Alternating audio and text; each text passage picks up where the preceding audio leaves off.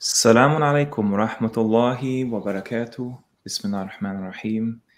Welcome to another stream on Surah Qur'ana.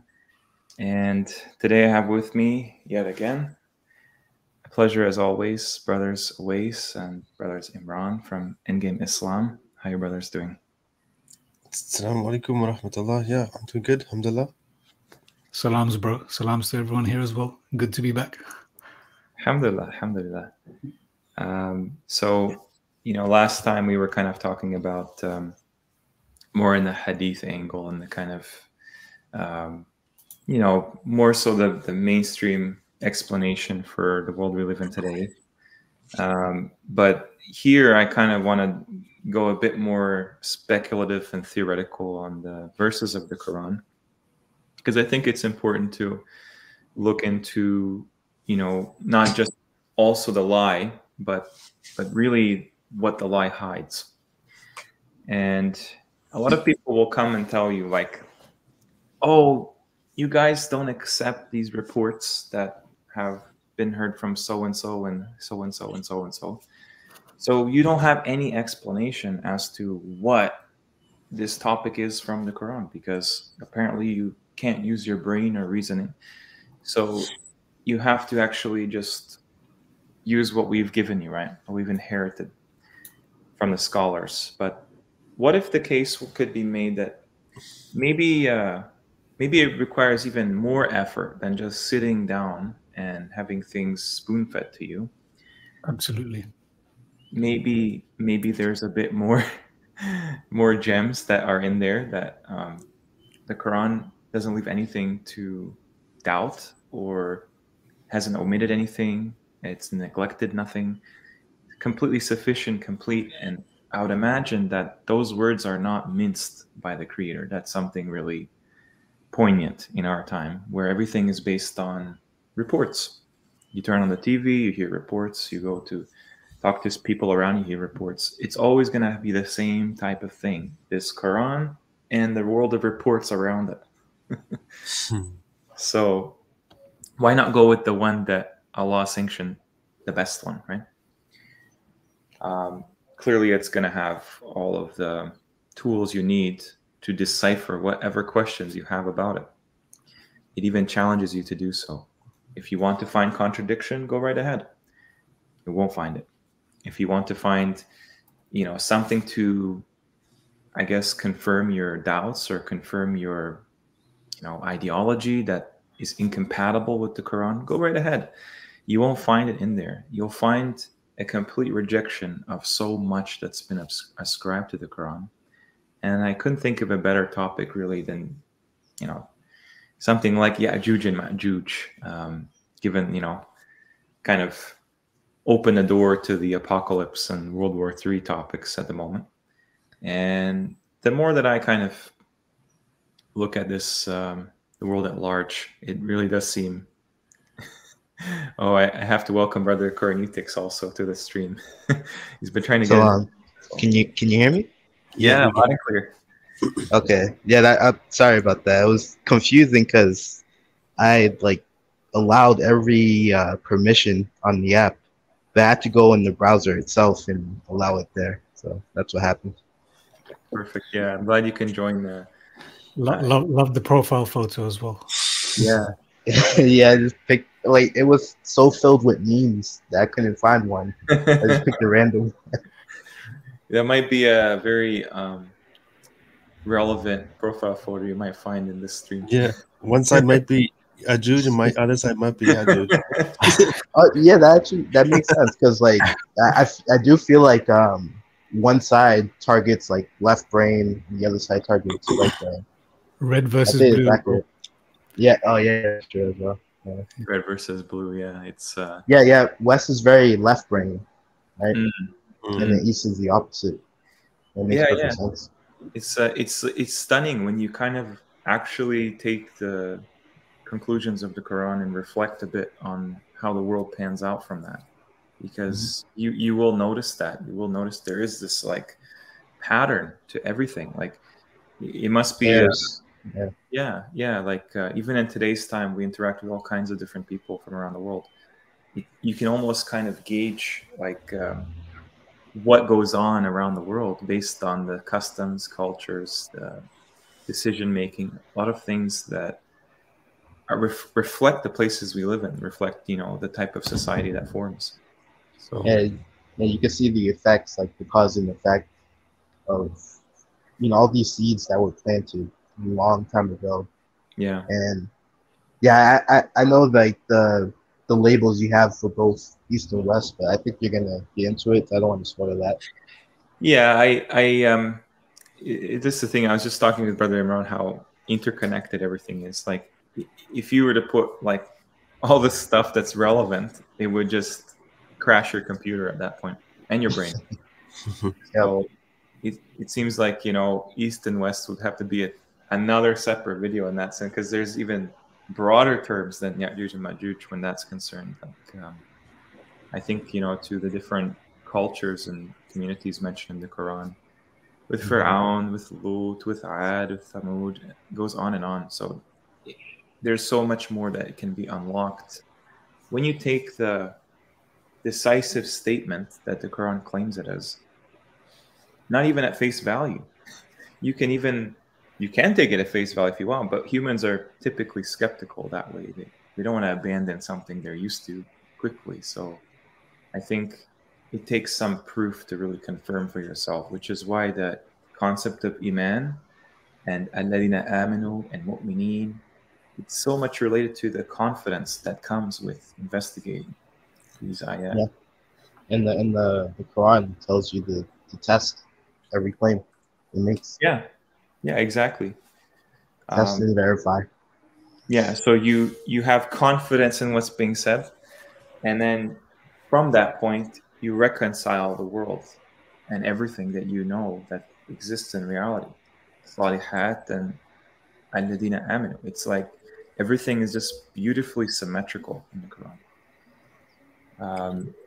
Yeah, so I wanted to start off with the concept of what the word possibly means, because we hear Gog and Magog kind of inherited from the Bible, and we don't really get much of an idea of this. And I could do an entire presentation on just the biblical understanding, right, at this point, and the political understanding and stuff. But I want to see, how does the Quran cut to the chase, where all the other kind of lines of inquiry, they kind of move around the issue at hand.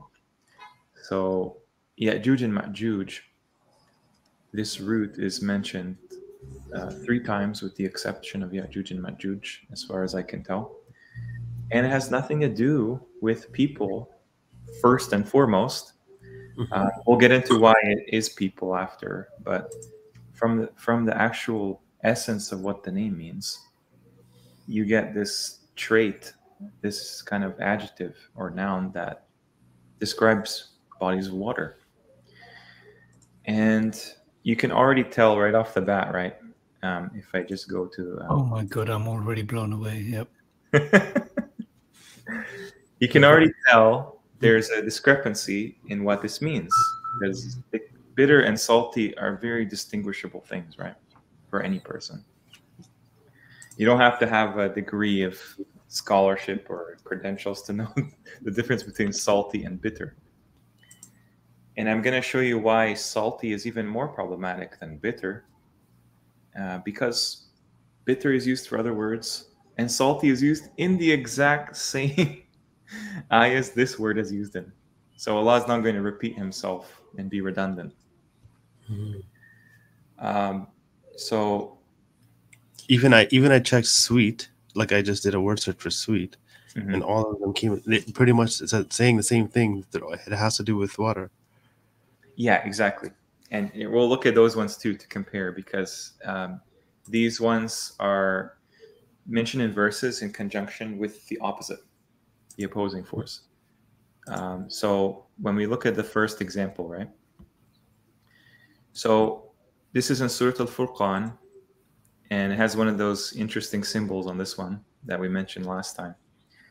Not sure what to make of that, but it just kind of keeps coming up in some of these verses. It says, he is the one who maraja, the 2 C's. This one, adbun furatun. So that's one of them, right? One of them is described in this way. And this one, milhun ujajun. I just want to highlight that these things go together because there's no and in between each of the two C's descriptions. It doesn't say adbun wa furatun, nor does it say milhun wa ujajun. It's almost like they go together intricately. So the saltiness, this milhun word, that I'll show you does relate to ionic content and saltiness. So of course, ujajun can't be salty or bitter. I mean, you would never describe the ocean as bitter in any way. They just don't know what to make of the word there. And they have the and in parentheses because they're assuming Allah is just kind of wasting his time making a list of things everyone knows. Yes, of course, we know there's oceans that are salty. And, well, he's not giving you something that is useless that you can just learn in preschool.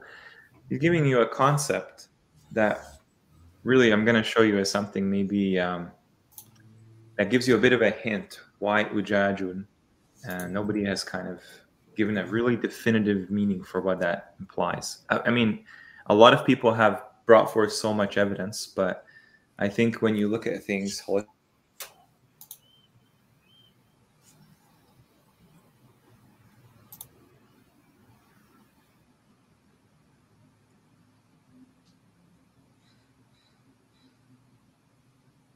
it gives more information. And not alike are the two bodies of water. One is fresh and sweet. Sorry, was it me or did Yeah, I think you cut out there a bit. Oh, sorry. I just sharing my screen on the next ayah here, right? Where it talks about the next reference of this word, ujajun. And it has almost the same formula, but more information, right? So it says, not alike are the bahrain.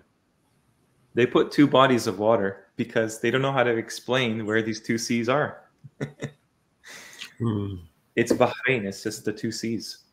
So where are they? Well, one of them, Adbun Furatun, that goes in conjunction.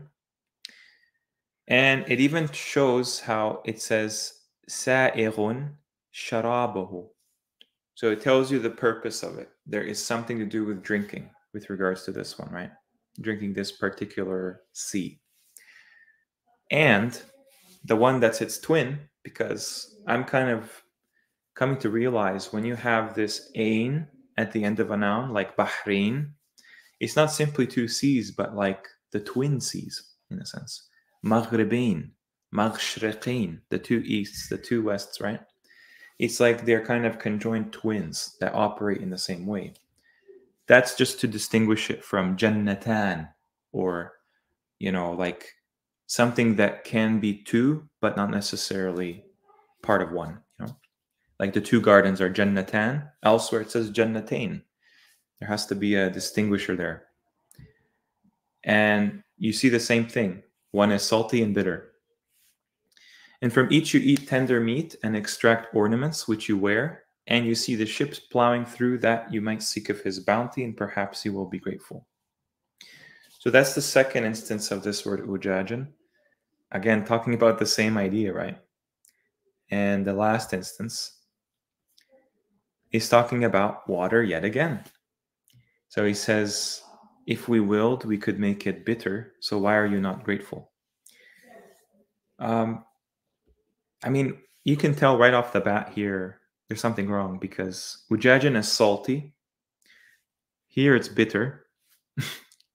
In the other verses, salty was milhun.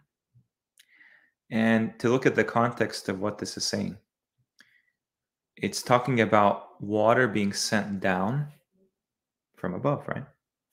Usually when you see this word al-ma, it's being sent from above. Like, for example, the ma, when Allah tells the sama to withhold its water, it tells the ard to swallow its water, right? In the flood of Noah. So he's saying, do you see this water, the water, the one which you drink? we send it down. So that gives you the origin of its location. This drinking water comes from above. Okay, I'll show you why this is connected to Yajuj and Majuj, but this is the first inference of the word, right? And he sends it down from, I'm not sure if that's rain clouds, but they sure would like it to be rain clouds. And this word munzilun, I mean, this is related to landing. When Noah, he lands after the flood, that's what he says. He uses the same terminology. So this is landing down somewhere, right? A descent, yeah? This is connected to nazala. Is that right? Descent. There you go. Descending. Downloading, descending, something just literally coming down from above, from that direction. And so it makes sense, you know, like that he's saying if we willed, we could have made this ujajan, the opposite attribute of what it's supposed to be. Ujajan is not something you want to drink, clearly, because it's never mentioned as part of a sea that is drinkable. And when we go to the actual word, ajash, right? This is what we find. The very first meaning of it. It's like, wait, I thought this was talking about water. How can water combust, burn, and turn to flame? How can water ignite and kindle and inflame? And how is it salty and brackish and bitter all at the same time when we already have a word for salty, which I'll show you exactly why that's the case. Where is this fueling, inflaming, stirring up, kindling, provoking coming from?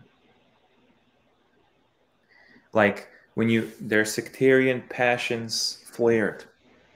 Al-masha'iru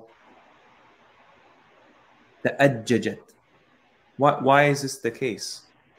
What does this have to do? Why did Allah pick that word to describe that ocean in conjunction with it being salty? Clearly there's something going on when it comes to this word. Even here in Lebanese Arabic, it means glowing, like a fire. So I'm not suggesting that water is fire, but clearly that adjective, that aspect has to make sense with what's being said, right? Would this water come from below, like geysers or some sort of thing? Yeah, so what we're going to look at is there are two origins to the water we see around us. Mm-hmm. And they situate themselves in a really interesting way in the observable and non-observable world. And yeah, you do have water below and you have water above. Like I mentioned that verse where when the flood of Noah subsided because Allah commanded the heaven and the earth to absolve the water that they produced. Really. Like, for example, the earth was told to swallow its water. The heaven was told to withhold its water. So that tells you the direction they come from. And when you think about it, what is the connection between ignition, something that is like, what is the purpose of salt water anyway? Isn't that a waste? Doesn't that do nothing for us, right? We can't drink it. I guess we can desalinate it, but why do you think Allah would make an ocean of it? And it's all one big ocean because it's all merged into one, right? All salty, the seas. Clearly, what I think is going on is that, the fact that the ocean is salty for us means it's conductive. And when I was looking at it, because conductivity is related to this thermal and electrical conductivity. which is what we see with fire being the fourth state of matter. But I just want to show you this interesting graphic here. So this is a map of the surface conductivity of the oceans, highest being in red, which is kind of where the oceans tend to be around there. Atlantic, Pacific, Indians. Once you get to North Atlantic, Arctic, or the Southern Ocean, it starts to kind of diminish a bit. But it says here the electrical conductivity of the ocean is a fundamental parameter in the electrodynamics of the Earth system. So it interacts with whatever comes down from above. And let me see if I can find the picture here. I think I have it here somewhere. So these are examples of plasma. We don't really learn much about plasma in school because it makes everything complicated that they try to teach you in school. But these are examples of plasma, if you can see on the screen. Solar corona during an eclipse, aurora, lightning, flames, aspects of the sun, magnetics, nebula. All of these things are outside solids, liquids, and gases, and they're highly conductive. And this is literally what fire is. It's a fourth state of matter. So when Allah talks about ujajan, and to the common person, they would see that as like, okay, something that ignites or causes like a distribution of energy, right? What if it's actually conduction? Because plasma, you get both thermal and electric. And you think about that, okay, so there's something about salt ions. Think about it. We are made of salt as well. We are kind of created in the same way. That's how electricity works in our body, right? It doesn't work on electrons. It works on ions. Sodium, potassium, magnesium. These distribute this concept of conductivity. And that's why when you go to this word milhun, which is only mentioned in those verses I showed you with the two C's, that's all you get. This is the word malah. Let me show you here. Literally means to be or become salty. It has other kind of more abstract meanings as well. But I think that comes from the fact that clearly salt is a very important commodity in our world and in ancient times. It's where the word salary comes from. If you had lots of salt back in the day or in a simple village, you would be like the richest person there because you can preserve food, you can trade, and it's something is really being highlighted that Allah puts this word for saltiness next to the word ujaj. And I think that maybe are you saying like a richness? So it's like the existence of salt is what makes, or salts rather, it doesn't have to be just sodium chloride, is what makes electrochemistry possible.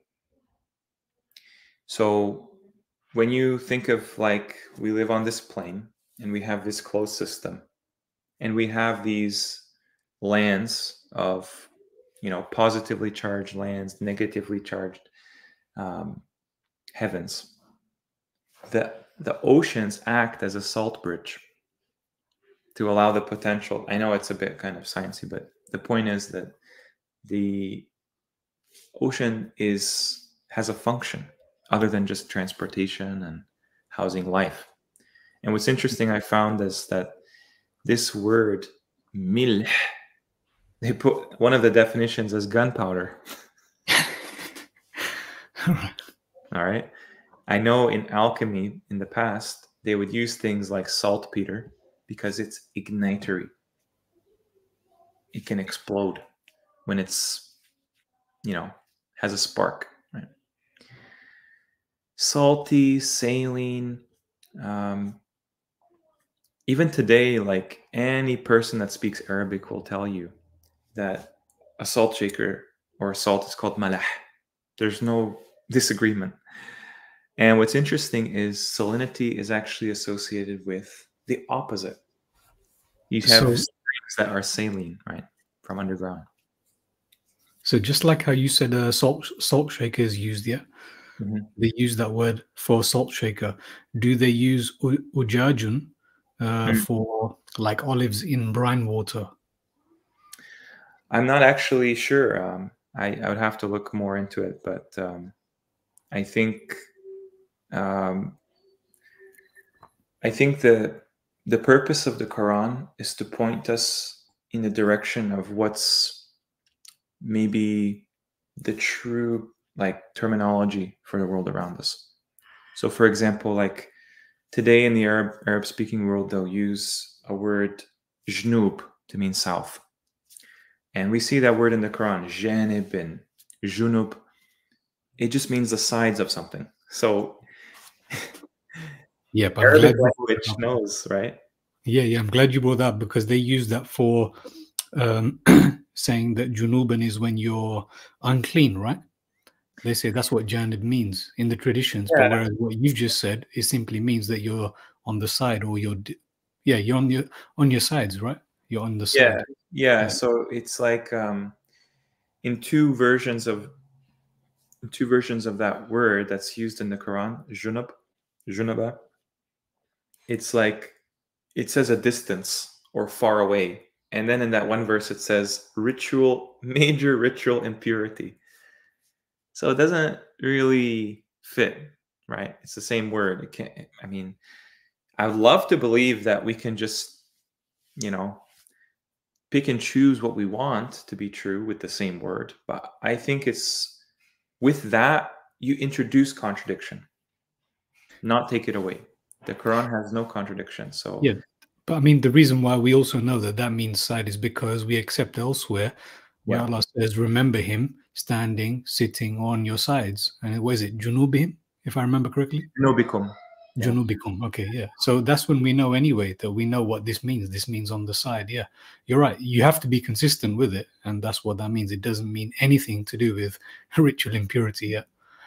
Yeah, you can see on the screen right now, like these are the ones that use ritual impurity. These are the ones that use distance, further away, the side of a space, right? I mean, it's amazing. Allah's saying al-junub.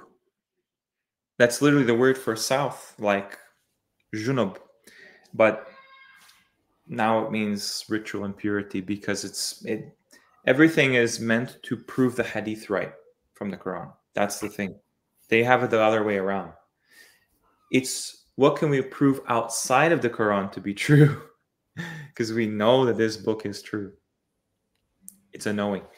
So that's why I think when you talk about like ujajun, there's some words, like even the word for sweetness in the Quran, barely used today in Arabic.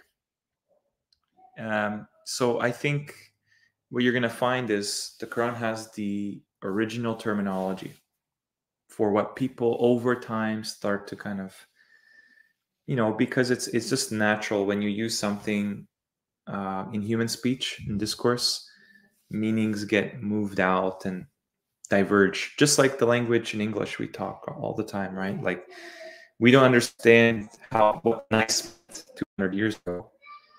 Nice meant somebody that was stupid. Now it means somebody that's kind,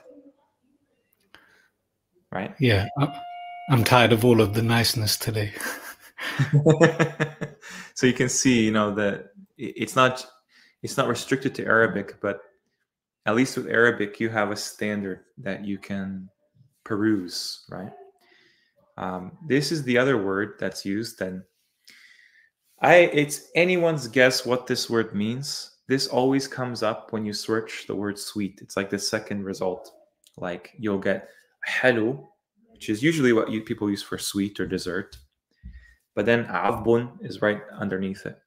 So I have no idea what sweetness or palatability has to do with punishment. Okay, but maybe it could be a virtue of somebody being subjugated. They tend to be more agreeable. The water that goes through a lot of, torture tends to be easier to drink instead of the ones not treated. You know what I mean? The phrase "killing you with kindness" comes to mind. Yeah. Yeah. Like when I go to the. Sorry, astaghfirullah. I'm not making a joke or anything. No, for sure. Yeah. It's interesting. Like when you go to the actual definition, you can see it has this greater understanding of being pleasant or agreeable or nice, which is exactly what you would want to drink, right? Water that's agreeable with you. You wouldn't want to drink something that's like tainted, right? So it could make sense why Allah uses this word and not something like halu, which is used today to mean like sugary, right? Sukkaran could be used in there as well, but he doesn't put that. He puts something that reflects the greater picture in the Quran of what's going on. Yeah, so you get fresh, sweet, nice, agreeable. I like the idea behind fresh only because that is the opposite of salt. These words are used exactly twice, as if they're twins, right? Azbun, milhun, fresh water, salt water. And it's not just the water, it's actually seas of it. And we're going to see clearly soon that the seas have, like, the reality has to reflect the Quran. That's how it is. So where are these two seas exactly? This one they put as sweet, when I just told you that sweet applies to adbun. Like if I were to search, even on Google Translate, right? You put in the word sweet and you will get two different results. This one, halu, and this one, adbun, sweet. You can see it. Maybe I'll zoom in. Adbun. So how could they tell me furat means sweet now?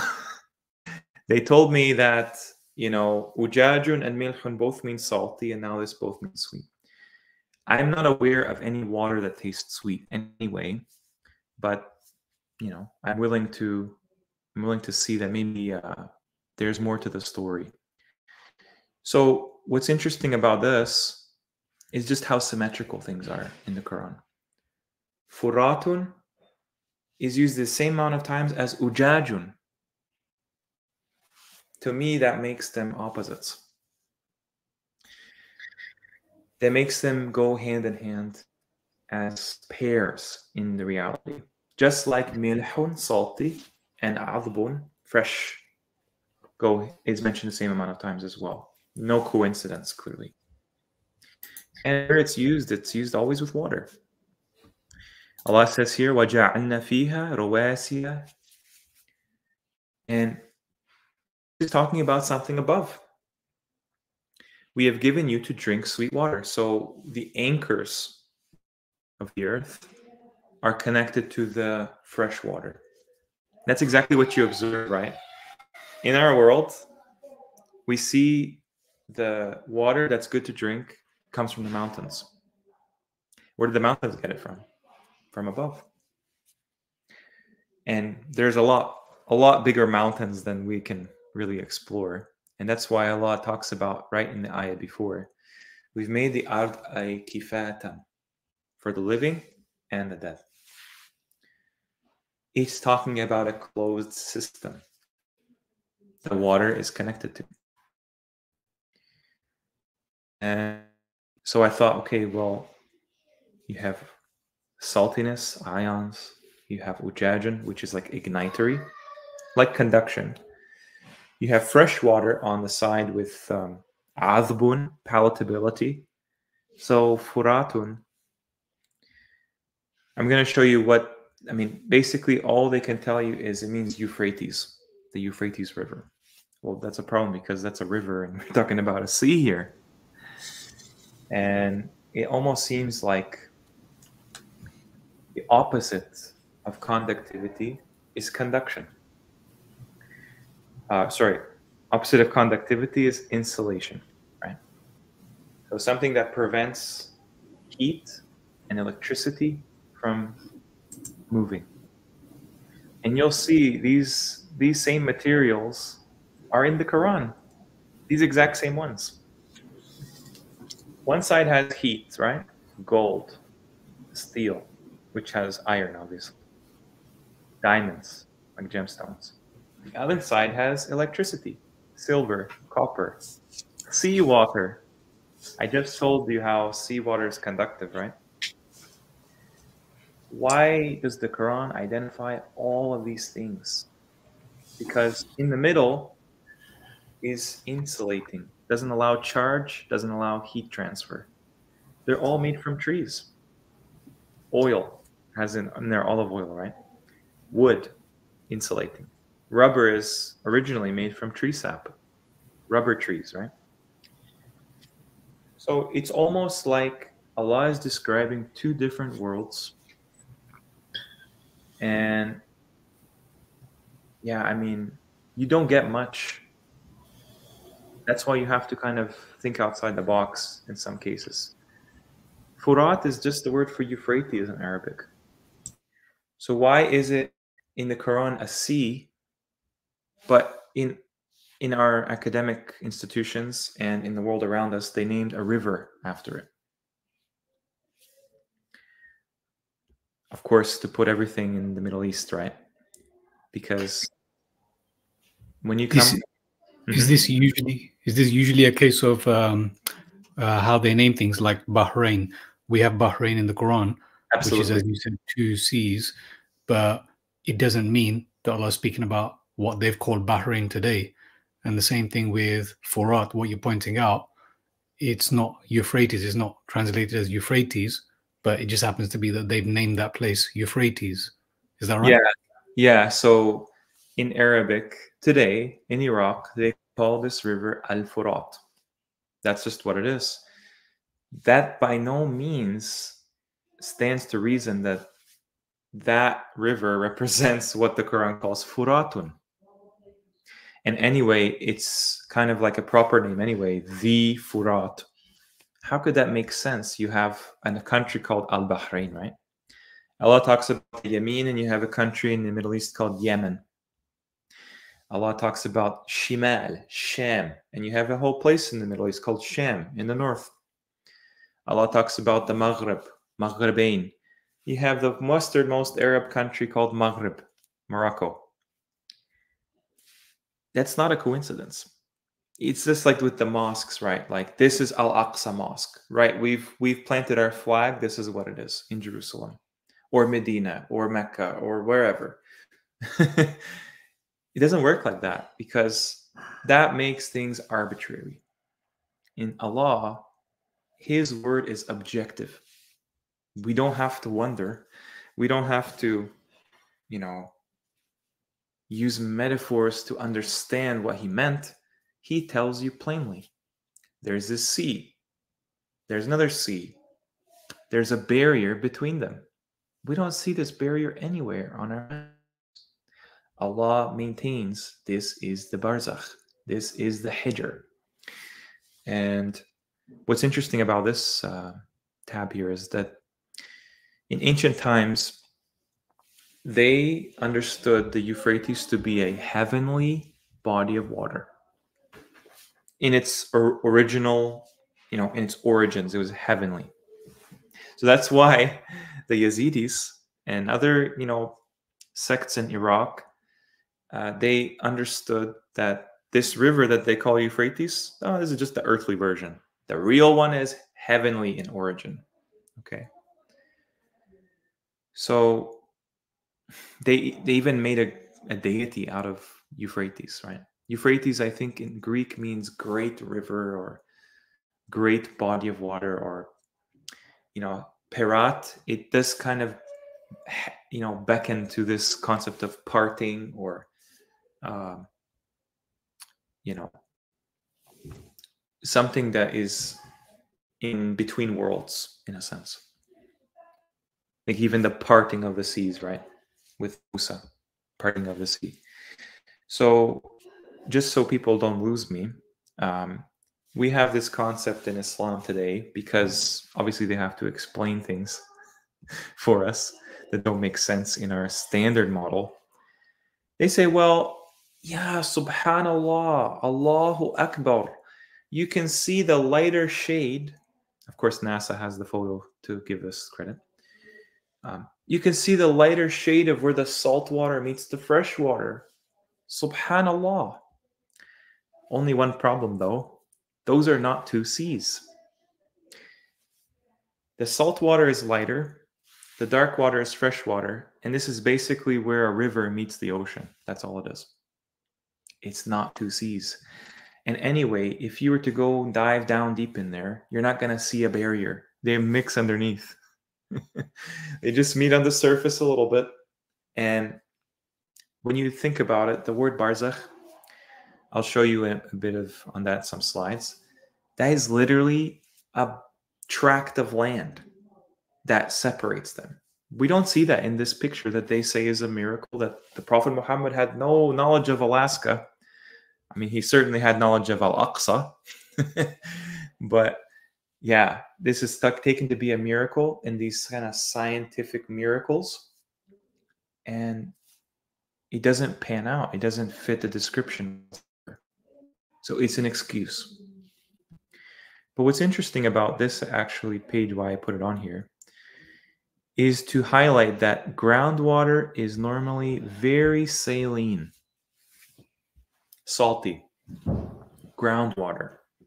I just told you the water that's sent down, that one is drinkable. That one is like nothing to do with saltiness, right? This one, though, that is salty, comes from below. You're starting to see where the two seas start to kind of form, And this is a really cool article. I really suggest you look into it. But basically, it's all about rainwater, the history of rainwater, the myths around it. And they actually suggest here, this is a mainstream website, the bottled water we consider to be the purest form of water actually comes from rainwater. This doesn't just apply to rainwater, all of the valleys and the rivers from rainwater. That's where they come from. We don't have a word for rain when it comes to water in the Quran. It just says ma. We send down the ma from the sama. You see how that works? I don't want to make this all about cosmology, but it just, yeah. This is yeah, so you're showing the hand in hand, right? The words. Mm-hmm. So that's a good one. So yeah, cosmology is definitely important, because you just mentioned over there that verse. What was it? For the living and the dead, the earth has been made a container for the living and the dead. Yeah, so for people who missed that, the earth has been made. Yeah, kifata. So the earth has been made a container. It's all about cosmology. You have to think of it like that. Otherwise, you can't picture what it is that you're describing from above and below and what's taking place in between. So first of all, this tells you that this earth has been made for both the living and the dead. I don't want to repeat what I've said before, but that basically destroys the possibility of anyone dying outside on a space shuttle. Then if you believe that this Malaysian astronaut went out and did sajda in his space shuttle, that means you're believing that he had the possibility of dying doing his fake sajda in his space shuttle outside of Earth, and therefore this nullifies this verse, because Allah's clearly said it's made for the living and the dead. That's right. And it's a container. Yeah, so you're in it. You ever wonder why Allah says they cause corruption in the earth? Maybe because we're in it, in a sense. there's like a kind of kifatan, isn't it? Quick question. Yeah. Have you seen footage of like underwater lakes? Oh, I think yeah. there's one like in the Mexican Gulf, and it was like a underwater lake, and they tried to penetrate it with submarines, but they couldn't. They just kept bouncing off because it was so dense. I just find that interesting. I remember that guy. I forget his name, but strangely, he passed away in a helicopter crash. Of course. So he released that as a documentary filmmaker. And yeah, you're right. It was very saline on the bottom of the ocean. There was another lake. There's another ocean. You know what that reminds me of? Have you ever seen like the process of making ormus? All the minerals, they settle at the bottom, and the less, salinated waters on the top, and it's very, very interesting to observe. So absolutely. Microcosm, macrocosm.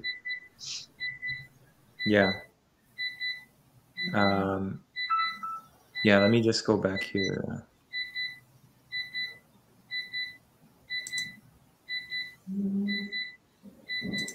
I don't know what this is. Oh, there's some beeping there. It's okay. Yeah, so that's why I wanted to talk about this idea that, in the Quran, the translators seem to have a kind of ambiguity about what's a river, what's a sea.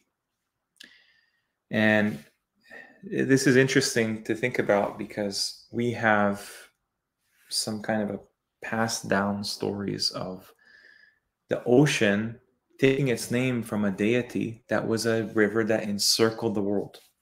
And imagine, let's say you live in the pre-flood times, right?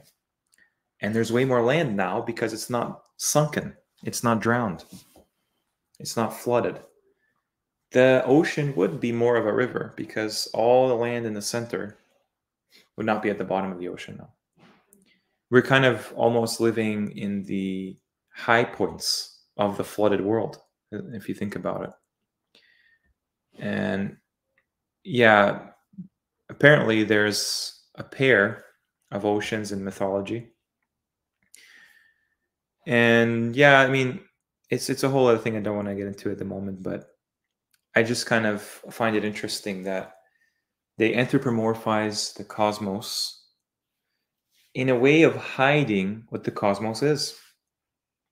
Very clever.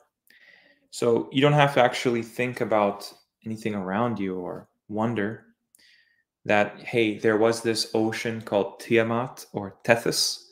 And by the way, they use this term in academia to describe the really old ocean, the world ocean. It's called Tethys.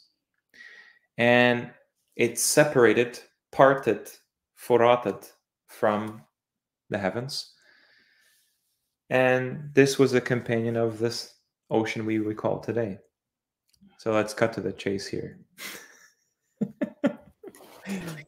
If you can see the screen, this is what it pans out to, essentially. And the stony partition in between, yeah? Is that right? Yeah. Because let me just show you, this is actually this is one we can observe, okay? This is what's called, in Arabic, barzakh. In English, it's called an isthmus. And it's just a kind of long tract. Usually it's very skinny, like the Gulf of Mexico or the Panama Canal or whatever. And it just divides the two waters on each side. This one, though, stretches the world.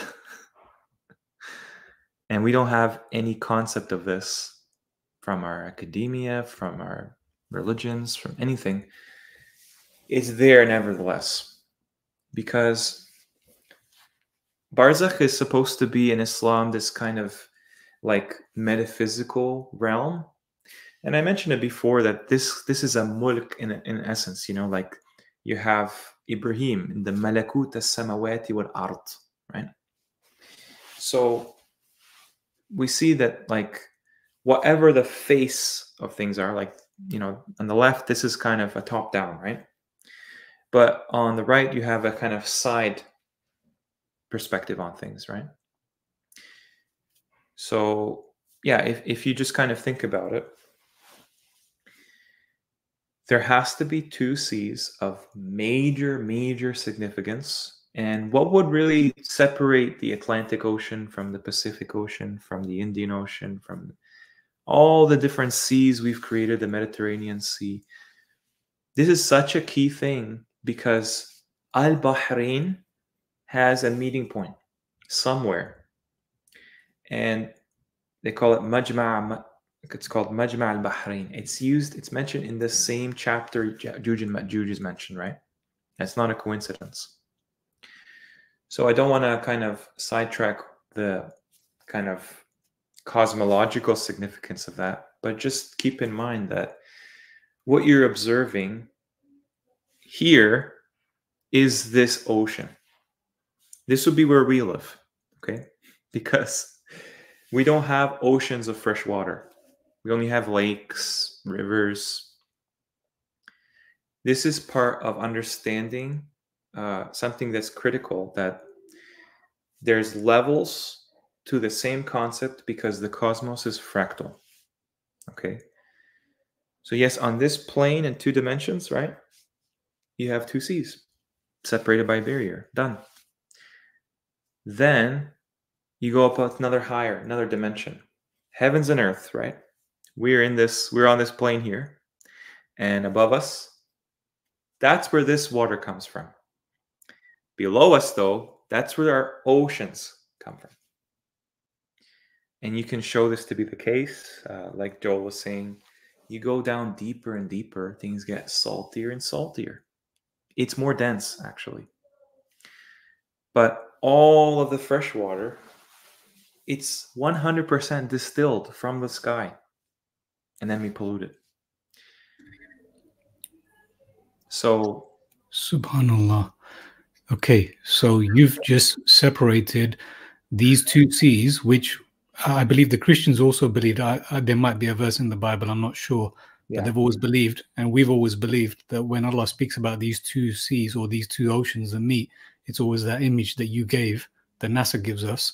But you're pointing out that it's actually one is above us and one is below us. That's what you're saying, that these 2. yeah. If you could also bring up 2553, which you were speaking of, because I think some might not be as familiar as both you and I. So if you bring up 2553, which you were pointing to, so if you go down, can you just clarify, is Barzakh and Ismuth? Was it Ismuth? Ismuths? Ismuth, yeah. It's a bit of a tongue twister. Let me show you. So if you go... Because we will automatically think of Barzakh the way we were trained traditionally. Yeah. It's right here. And it's even on Wikipedia. I don't even have to go to Google Translate. Okay. Yeah. So you can see what comes there: narrow, gorge, straight. Okay. Bottleneck. So a narrow strip of land connecting 2 larger areas of land, 2 areas or 2 other areas. Yeah, is that right? That's right. Yeah. Okay, that's what you see. But it's a narrow strip of land, and I don't think anyone thinks of that the way we're taught. Yeah, it's a narrow strip of land. I remember back like a year ago looking at this specific verse, and I was thinking to myself, well, like, what is a barzakh? Is it a barrier? That's how I always understood it. If it's a barrier, then where is it? Yeah. Well, that's why it was kind of interesting to, okay, so if you type in like barzakh, right? This is what you get: obstacle, hindrance, separation, barrier. It's no surprise that the word and nothing cosmological in there. Yeah. Right. It just they say it's a veil, right, between the living and the dead. But let me show you. It's right there. Ibn Arabi. The intermediate realm, or isthmus, between the corporeal bodies and the world of spirits. So the world of spirits, everybody would understand what that is. There are spirits in the Quran. Here, we see that it's like kind of where God sends down the commands in the middle, and it just pans out everywhere else, right? But that's in there. That's just, it's not even debatable. The reason why Hijr is in there, which I'm glad you brought up that as well, is because, oh, I actually have a thing for that. Let me show you. So the Barzakh fulfills the land function, right? There's something you can walk on, right? Because we can observe microcosms of this in our world. But the Hijr fulfills the barrier portion.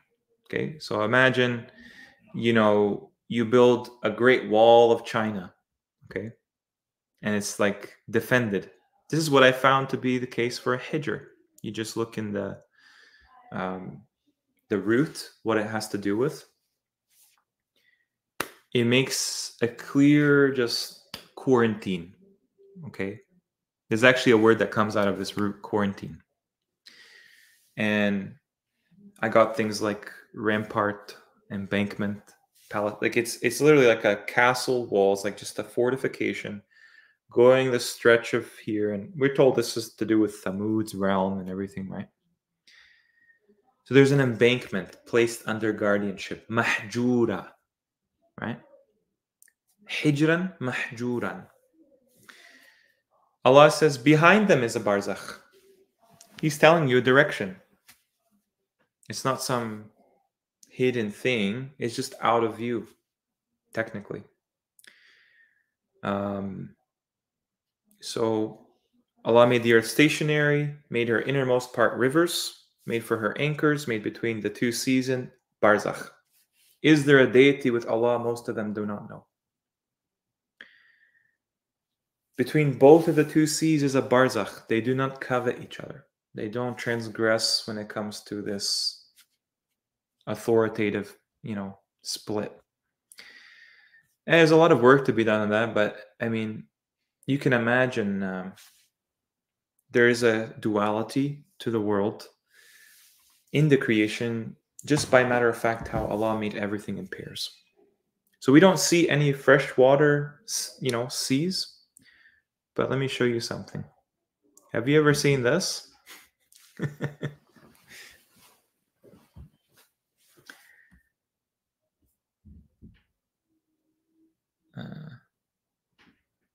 I may have you guys, I'm sure. Wonder if you guys are muted there, but have you guys seen this picture? Yeah. So where do they tell us the events of Gog and Magog happen? Usually. Caucasus, right? Yeah. Between the two seas. So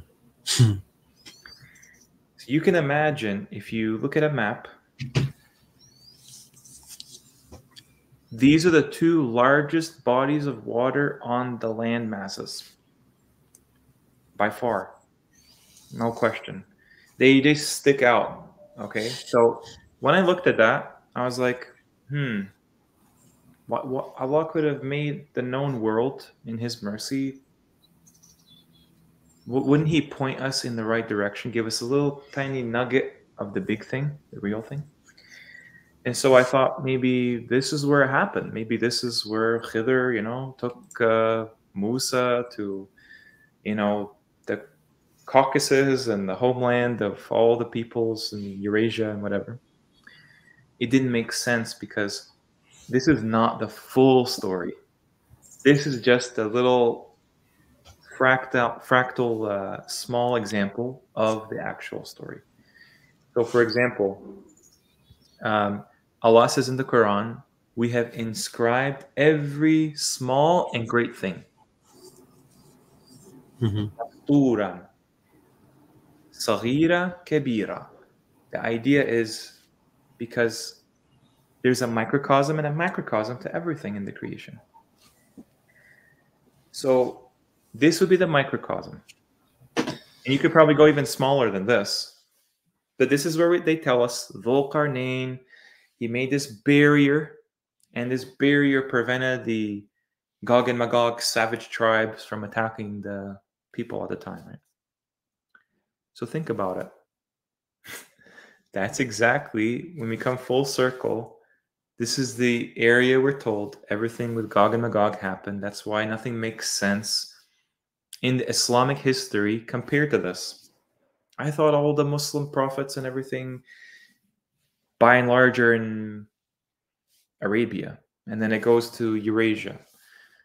And then you think about also, like, there is this kind of like alternate hypothesis where all the prophets are European now, and or Arabian or whatever.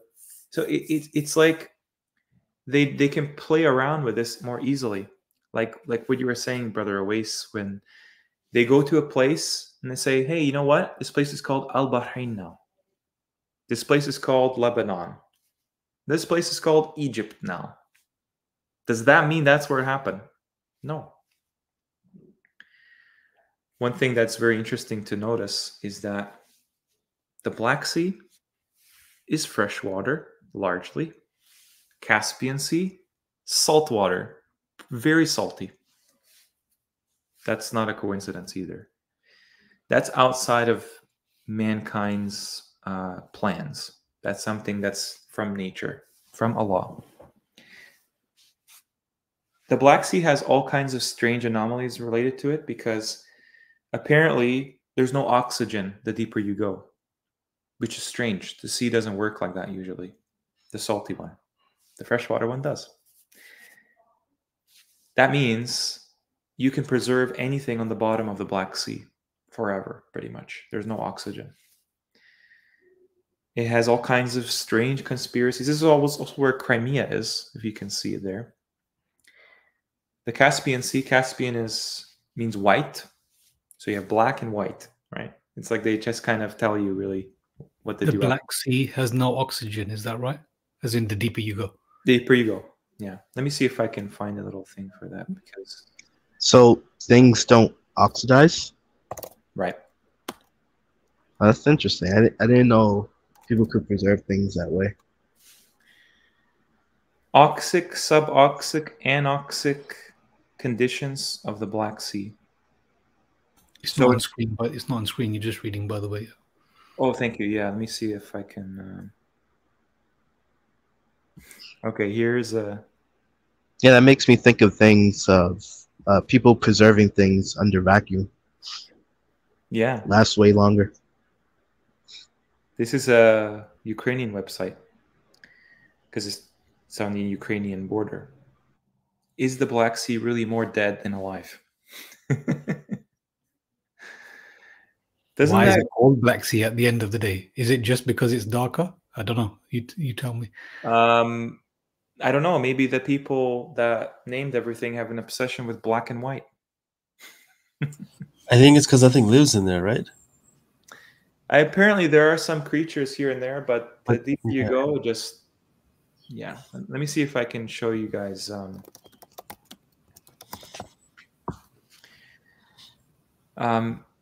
Yeah, most of it is anoxic water.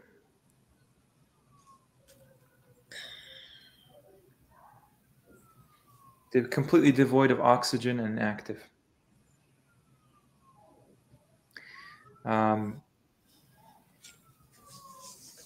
People named it usually euxine in Greek, which means hospitable. Maybe that could be one of these words for, I don't know, that's used for the sea, right? I'm not sure. We also have this duality in how they name the oceans. Like you have Pacific Ocean and Atlantic, right? Atlantic is like something to do with Atlas, the one that holds the heavens, right? And Pacific is something to do with something calm, peaceful. Arctic and Arctic. Arctic. Yeah. Arctic. So there's just some peculiar the first thing they show is jellyfish, but there's some peculiar ideas about the absolute devoid of life, right? Because we're talking about the barzakh is a barrier for the dead, right? The spirits. We see the same signs in our world, signs of the unseen, right? So, yeah, it's even connected with Noah's Ark as well, right? So the key to this deciphering of the world around us is that they are going to tell you a lot of the truth up front, but they will change the details because the details are uncomfortable, right? So yeah, this is where our story begins with Gog and Magog, right? Between the two seas. Just so happens to be mentioned Ujajan with this concept of two seas as well. And I already showed you that Ujaja, the root Ajaja, is related to igniting, fire, blaze, flames, kindling, combustion. If you take plasma, which is fire is plasma, you can get both thermal and electric conduction, right? For example, when I was showing those metals that are connected to that, they're all mentioned in the Quran, even in that story. Iron, copper. Copper is used for electric conduction. Iron, steel, is used for thermal. It's in chapter 18 as well. So Gog and Magog, one thing I should mention right off the bat, let me see if I can find it,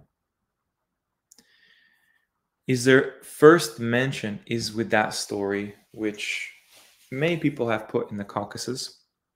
And you can see why now, because there is some kind of a, inkling of the actual place, right?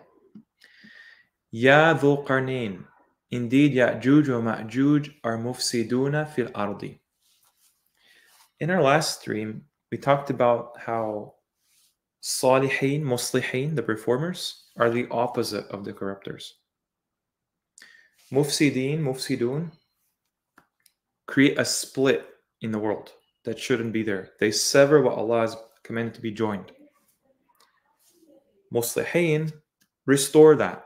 They reconcile it. That's why they're praised by Allah in the Quran. Reformers, they reform the world. And this is the first mention of Ya'juj and Ma'juj, mufsiduna, in the art. This is not Allah is not leaving any details out. That's it. That's what they are. They are people that corrupt in the earth. Because why would they not be some kind of people if corruptors are people, right? One thing that's very interesting too is this idea behind electricity and fire is within this people. Electronics, when it comes to our technologies, are all explosive, they're all combustible, they're all polluting, they're all wasteful. These are the people that innovated this. That's why they run the world. And I'll show you exactly why they have to be running the world, given the conditions it's in. But corrupting the world, how? Ujajun, with these forces. Electrical power, fire power. They want to convert all of us to electric cars at the moment as well. Even though in the past there was all combustion technology, blowing things up, explosions. The opposite really of what the prophets had. The prophets, they brought water to come out, burst out. It was like an implosion technology. It's different signs. You see all over the old world, the kind of old style buildings and stuff, they put these giant fountains and everything to cleanse the water, to make it vortex, to make it run around in canals and aqueducts, because that's what humanity enjoys, what's better. But now, no, we have, yeah, we have the world we live in. Why are they called Ya'juj and Ma'juj? Do you want to say something, Brother Wayside? Sorry, I didn't mean to cut you off. No, no, no. I was just going to say everyone's in love with Elon Musk and wants to follow him. Yeah.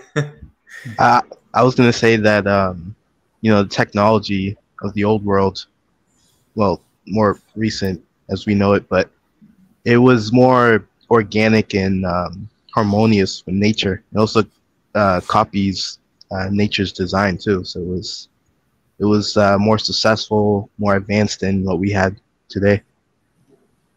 The technology we have today is more like destructive too. Yeah, yeah. We are born in a matrix of water, essentially, right? It makes sense that corruptors on the earth don't act in accordance with the principles that they're designed through, right? That's part of what corruption entails. So when you think about like Ya'juj, when you see this word ya in front of verbs, it means it's like a verb, like yunfiqu, yuqimu, yuslihu, yu'minu. In many ways, it's like the action is being brought forward by this party, Ya'juj. The action of this ujaja. The other side of the coin, Ma'juj. When you think of what has the word man from it, right? Makan. Things like maktabi, malhami, masmaki. These are places. This is a place where this happens, right? And the reason why this story is so important is because it's connected to the hour. It's connected to the hour, and it's connected to our time as well, because the way the world is structured at the moment is a kind of east versus west. We've talked about this many times. That's why Dhul Qarnayn's story happens prior to this verse that I first mentioned.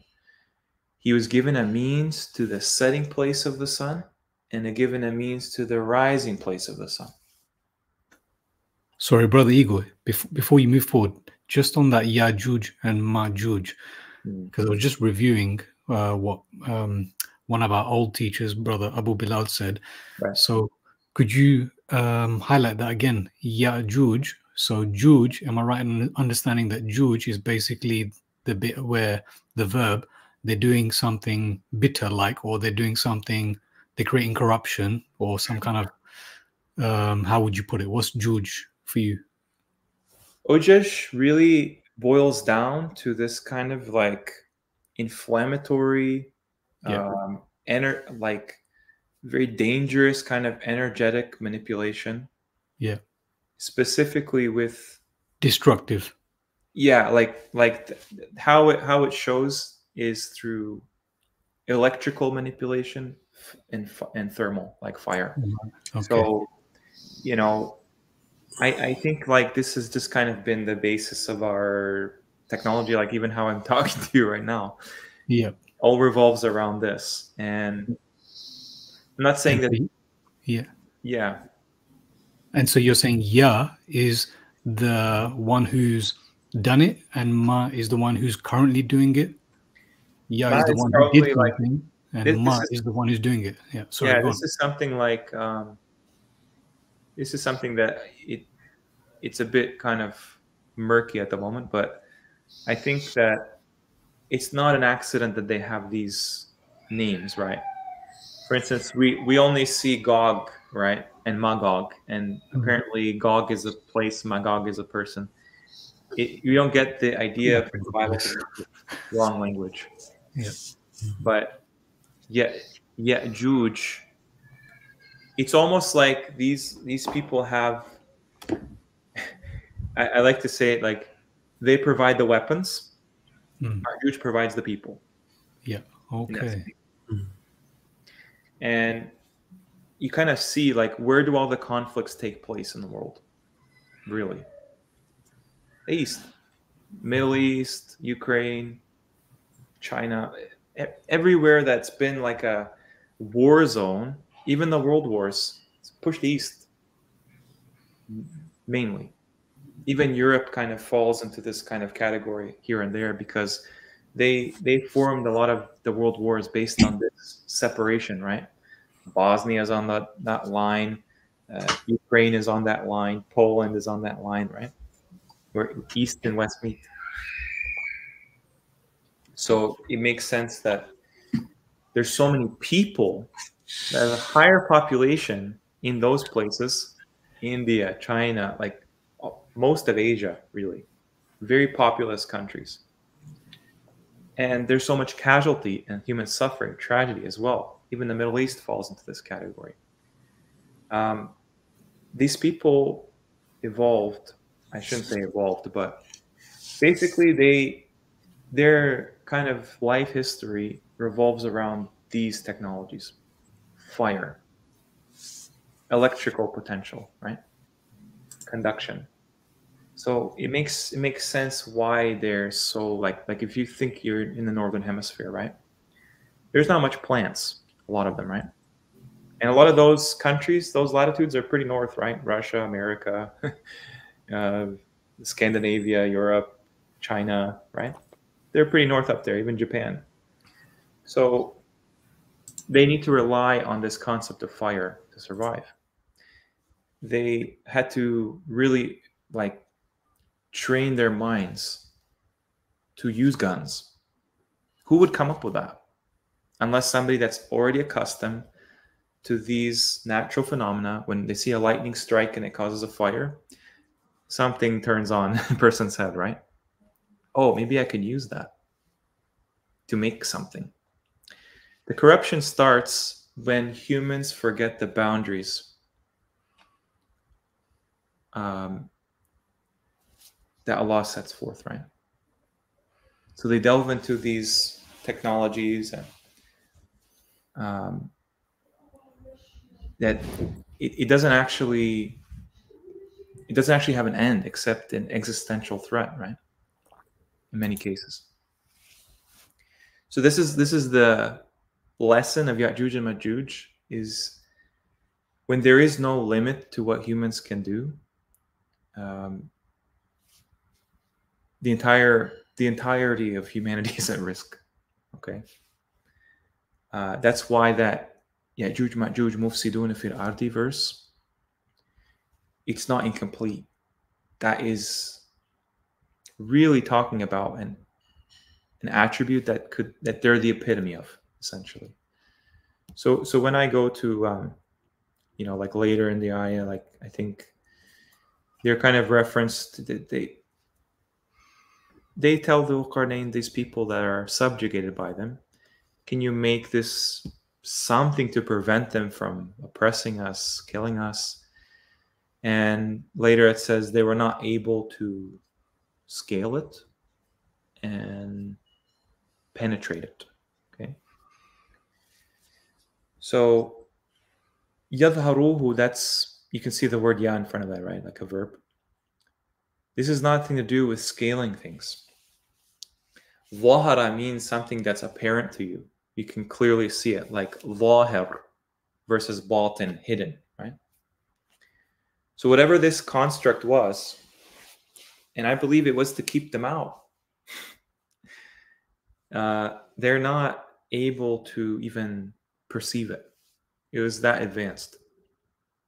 So it was not apparent to them. It's not a wall, because anyone can go over a wall, especially today. You can fly over a wall.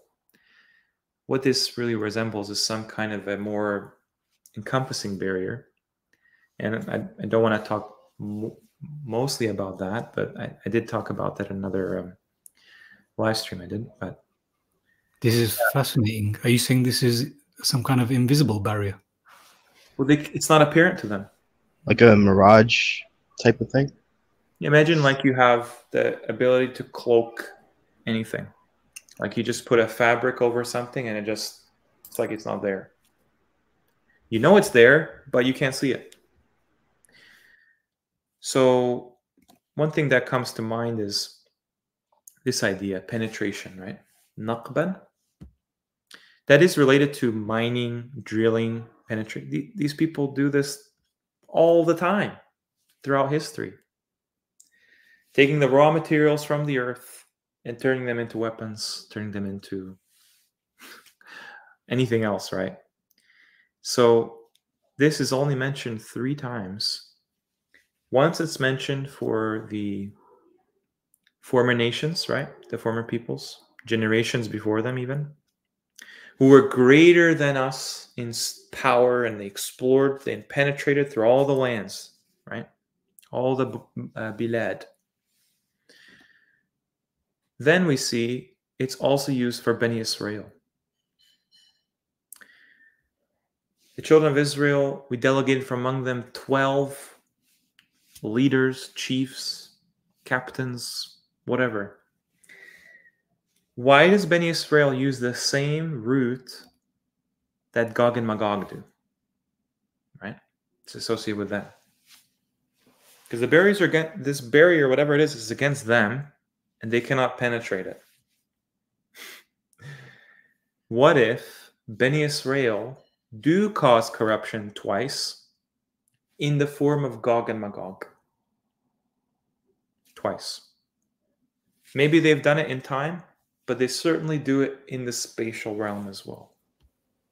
Yeah. So there is no separate Gog and Magog. You're giving a description, an attribute to a group that we already know has been here and is still here. Yeah. And let me show you why.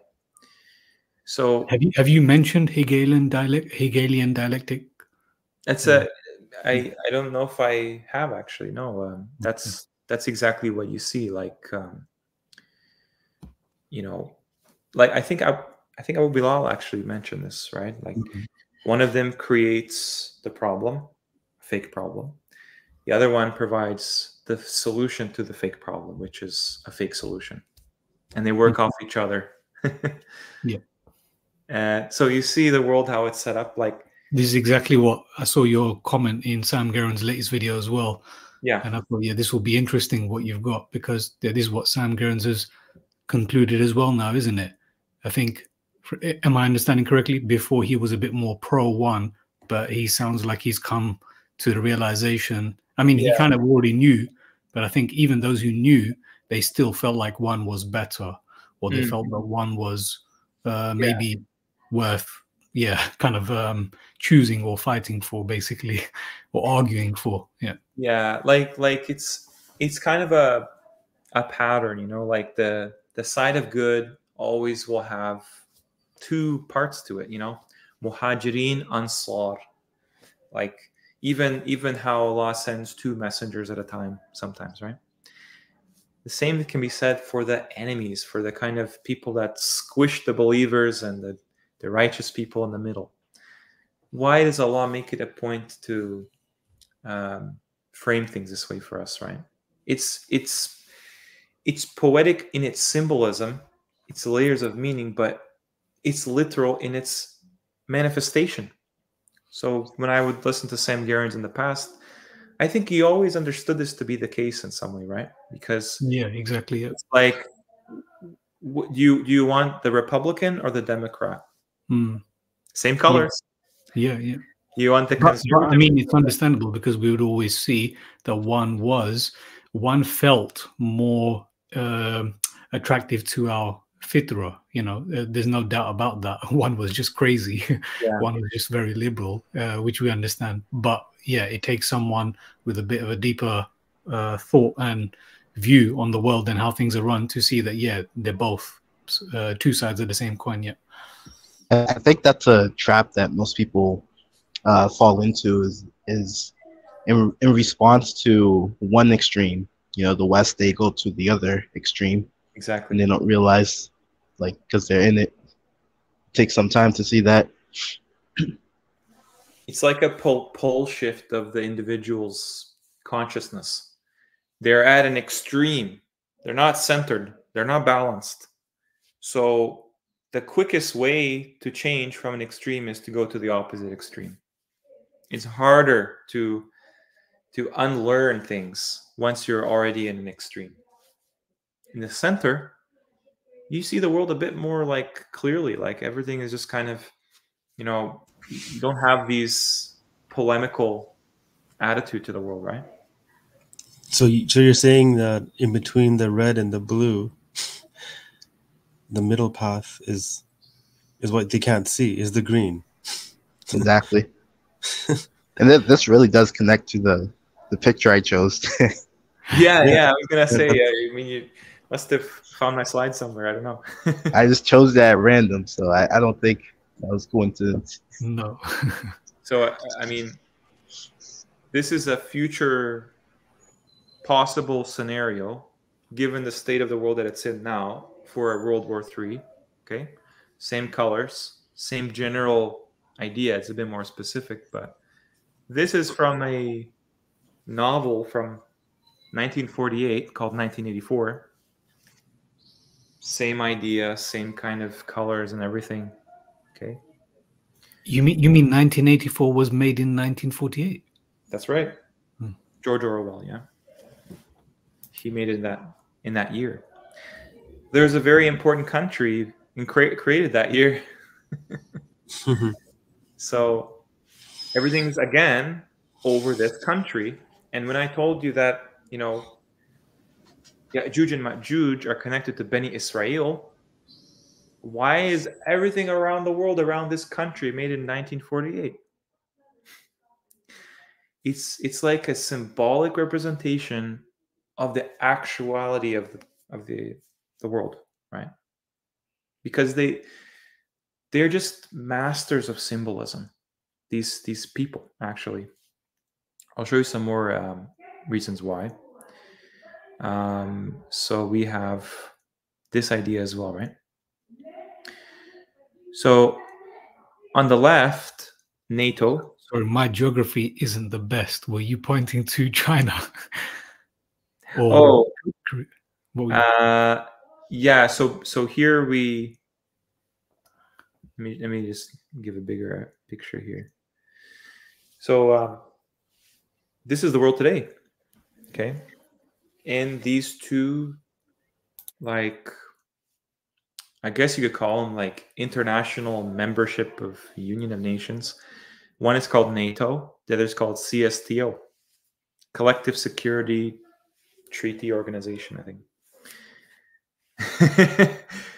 One is on one side, the other is on the other side.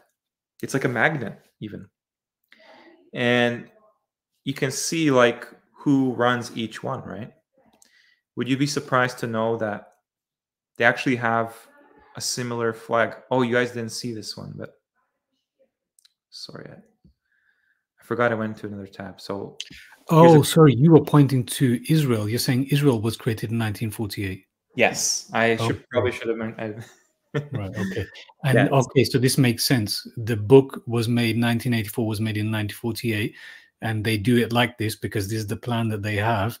So the plan is for the whole world to follow suit with everything that's in this book, as well as this country that we've created here. Whatever is going to happen there is going to happen with the rest of the world. That's what you're saying. Yeah. So yeah, it's basically you pick a side, because we don't have a say in where the world goes. In this model, in this this is what the world is like today, okay? Dominated by America, pretty much, right? It's pretty much dominated by the West, NATO, and what they want for us is this. This is the world that George Orwell already predicted. Alexander Dugin already predicted, where no side has any sway over the other. They have kind of like a evenly distributed power, differential. So, for example, in 1984, you had Oceania. That's like the West, UK, America. You had Eurasia. They actually use the same word. And you had East Asia. It's kind of like China, basically, right? This is exactly what the model is. So if there is any prospect of a World War III, this is what will eventually precipitate from it. Everyone's dominance is kind of curbed, and now people live in their respective multipolar world. So you can see like how things have come into motion, right? Like the UK entered into a like a complete just isolation from mainland Europe with Brexit. That was predicted in this man's book, Alexander Dugin. Okay. Why? Because they're supposed to be with the West. It's all kind of set into motion. It's just that meanwhile they have you on this kind of treadmill of a 9 to 5, and they have, you know, the respective religious groups going to the mosques and just kind of digesting this kind of really metaphysical explanation of Islam that they can't even identify who the enemy is. That's how it works consistently. If the enemy is basically like the opposite side of the pond, then you'll never know who your friend is, right? Like, think about it. The Sam Garen's video, right? Yahud and Nasara, allies of each other. Ad and Thamud. Who else? I mean, Ya'juj and Ma'juj, obviously. Kafirin, Mushrikeen, Zalimin, Munafiqeen. How are you supposed to identify only one enemy when clearly, I mean, they have it set up in such a way that, like, we don't even understand Ya'juj and Ma'juj are already calling the punches, calling the shots. We told they're imprisoned, and there's just some distant kind of mythology, and it has nothing to do with the world. Did you know every year they celebrate this concept in the city of London, really the financial capital of the world?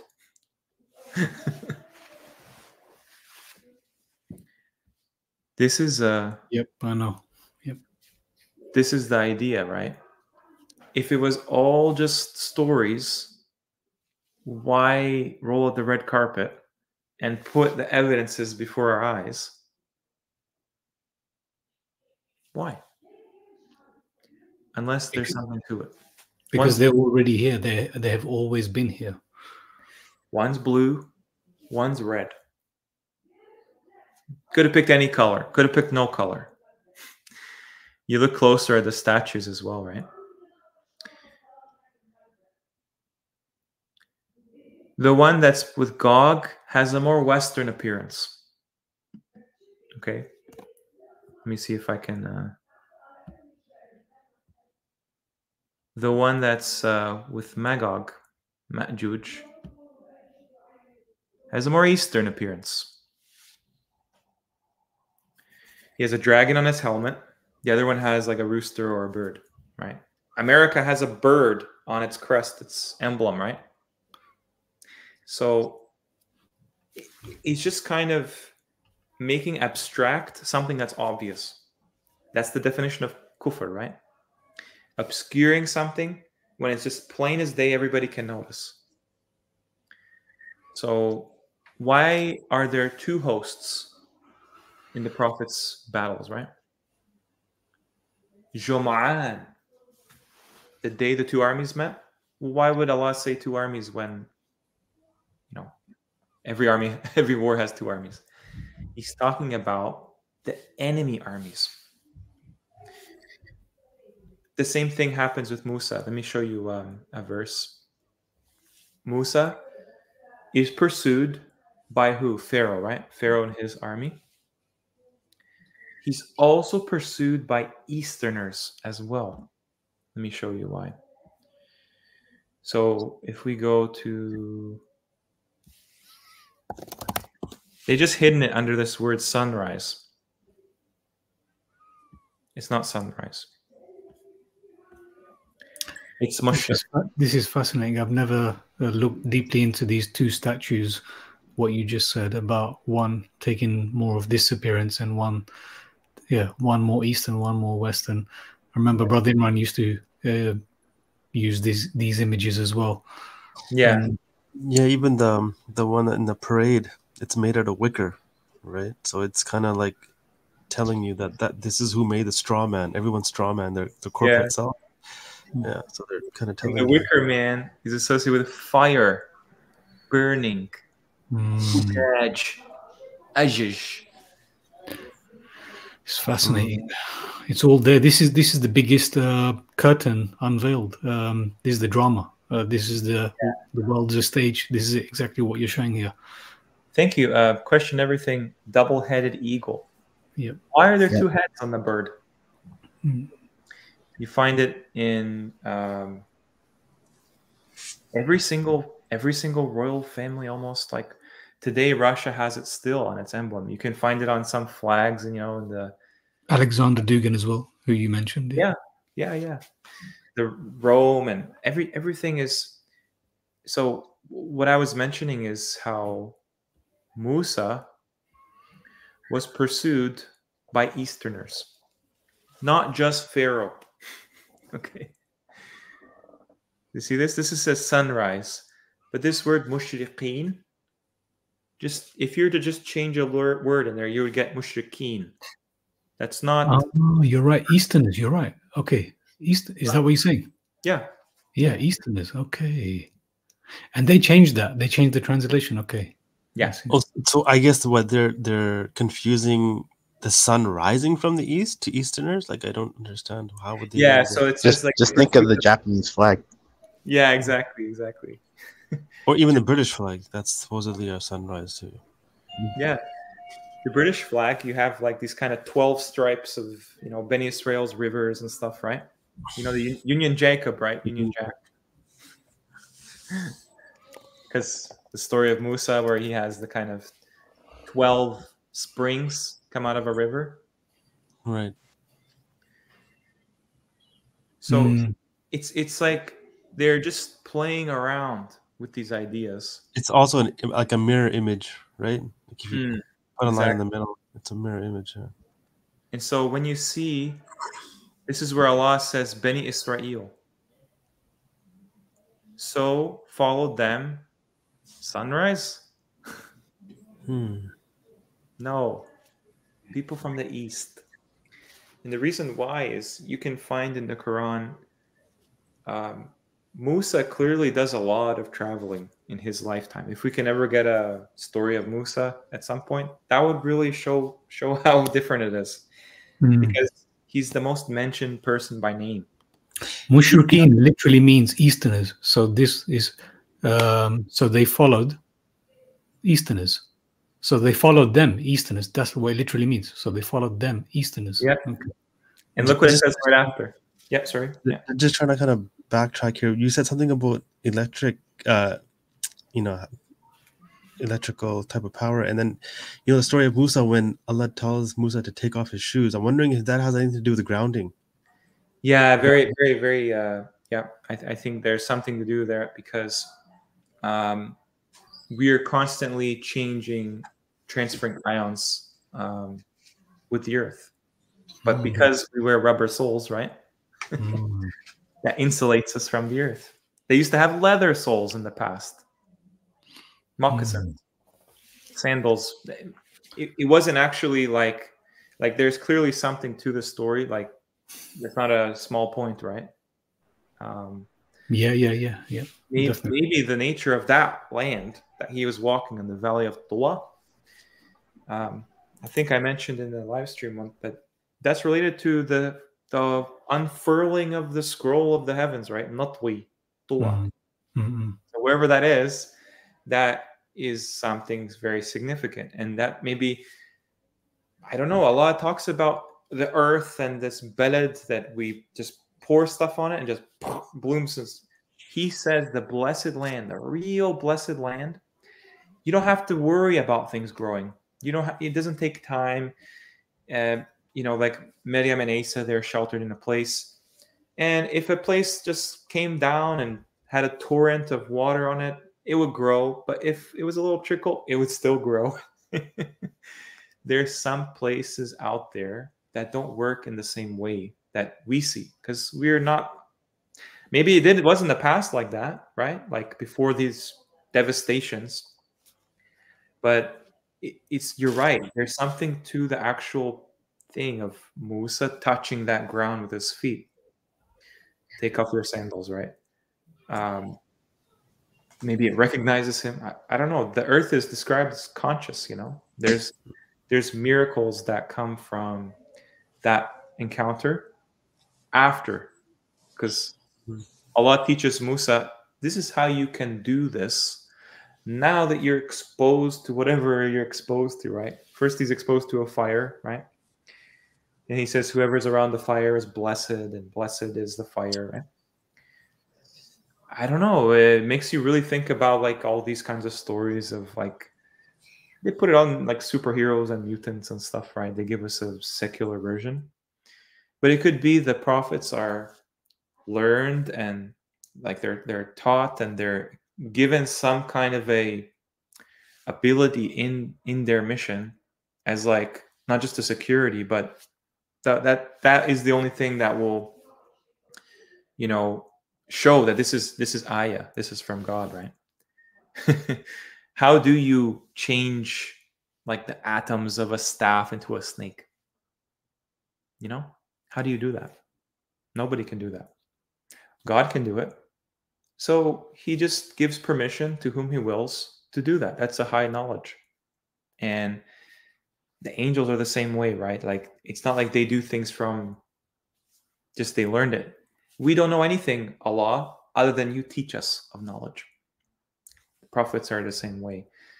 A bit sidetracked, but the idea is the same, right? Like, electricity is something very important in our world, let alone the Quran. Think about the stars that pelt the devils, right? How do they do it? What are the stars? There's a flame that pursues them. There's something bright, like it's kind of like a filament of electricity, like an aurora or something, right? Like it's there is a concept that the believers will fight two enemies. That's why that verse there says mushraqeen. Stop. فَلَمَّا تَرَاءَ الْجَمْعَانِ. Wait a second. I thought only Pharaoh pursued them. Here it says two hosts pursued Bani Israel. Basically meaning two groups. I mean, jamaat, two jamaats. Is that right? Two jamaats. Two groups, yeah. Yeah. The same is talked about with the Prophet Muhammad. And the same idea is conveyed with Dhul-Qarnayn, because there are two groups always together. Yeah, Ma'juj are always together throughout the Quran. And there is some kind of a calamity that transpires from these events, right? In the story of Musa, there's a flood. In the story of Lot, there's a incineration. Sorry, I really don't want to interrupt you. I just want to help you, because I'm seeing this as well. So you're basically qualifying that when Allah says Ya'juj Ma'juj, yeah, this is not one group. It's immediately two groups. Correct. You're qualifying it with this, that it always is two groups. Okay. Yeah. You remember the Hendiadis thing where it's like wa. Yeah. Ya'juj wa Ma'juj. Ah, yes. Al-Yahud wa An-Nasara. Al-Yahud wal-ladhina ashraku. Yeah, but I just want to be clear. You're qualifying that because here, this mushrikeen is a qualifier for why it's two groups. This is what we're getting at. Is mushrikeen the Easterners, or that's just one group, yeah? And then we have Jam'an that's telling us that there's two groups, yeah? Well, who pursued Musa in the story? Clearly Fir'aun, right? And his army. Fir'aun and his junud, his soldiers. So where did these mushrikeen come from? And why are there two? That means they have to fit together like a glove, right? Westerners, Easterners. I'll show you, like, for example, And you're probably aware, you know, in the Quran, like, it's just tedious to have verse after verse after verse, but in the Quran it says, there is a point at which Bani Israel came upon another qawm. And they said, make us gods, Musa, like they have gods. Yeah. Pharaoh has his people see him as God. That's it. There's no polytheism in the Pharaonic culture as such. Pharaoh has his own gods exclusively for him. That's why his council tells him, Musa wants to drive you out of the land and take away your gods. It's not plural, it's just to Pharaoh. But Samiri, that other culture, Bani Israel, in the story sort of the Baqarah, right? The Ajil, the calf, or a Samiri, he says, this is your God. This thing we created is your God. Musa forgot. That culture understood very well what idolatry, its role in society. The other one were the gods. Pharaoh says, I have not known you to have a God other than me. So that's the humanism. That's the kind of like, you know, the God is humanized, like Jesus. Can you repeat that about humanism? Yeah, so like when you turn man into God, it's called apotheosis. You essentially admit that there can be no God, right? Because man fulfills that function.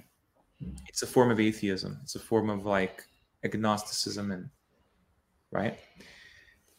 So what people have invented as humanism is via the kind of scientific revolution, where we don't need God to explain the natural world and phenomena. It's just nature.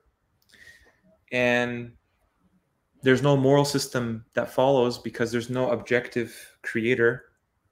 There's no necessary cause anymore. Now you just have humans and power, right? That's what you always see. It's all there is power, and those too weak to attain it and stuff, right? That's why Pharaoh has soldiers. It's all about force, dominance. He also stratifies with other humans his domain, right? Qarun is a financial kind of manager. Haman has more of an architectural infrastructure kind of, maybe even spiritual idea as well. So this is how the Quran explains the society we live in. I was just wondering if there was like a specific identifier the way you found this is humanism, because I just used a clip where Al Pacino, playing John Milton as the devil, he says that he is a humanist. He's the last humanist. So that's why I was just asking you if you found something here. Yeah, because here's the thing, like, Shaitan is called from the kafirin. That's his designation, the kafirin, Shaitan. Shaitan has so much sway over people that don't even believe he exists, that don't believe in God exists, right? We just live in this infinite vacuum of spinning around nothing. There's no nihilism and solipsism. And sure, you can get these patterns across the world, but where are they most potently observed? Anyone can agree, right?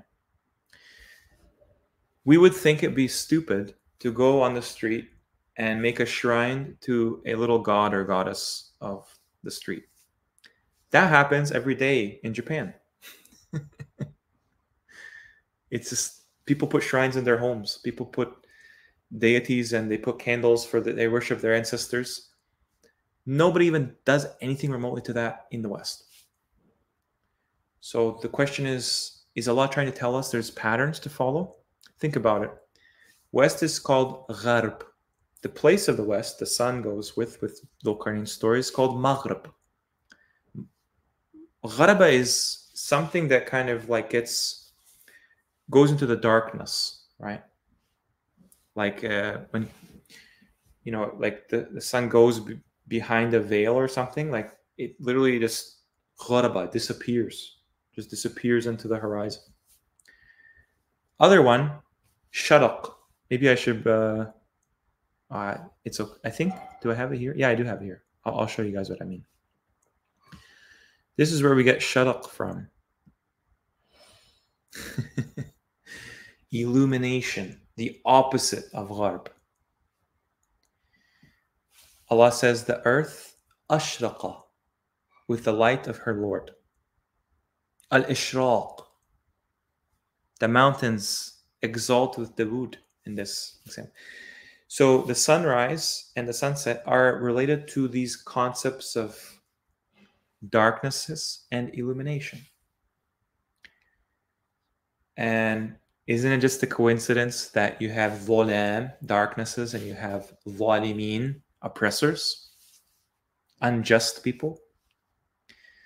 Isn't it a coincidence that you have mushrik with a kaf, idolaters, and then you have mushriqeen, Easterners, mashriq, sharq, east, shirk, east. Shirk is idolatry, sharq, east. So it's anyone's guess what the connection is.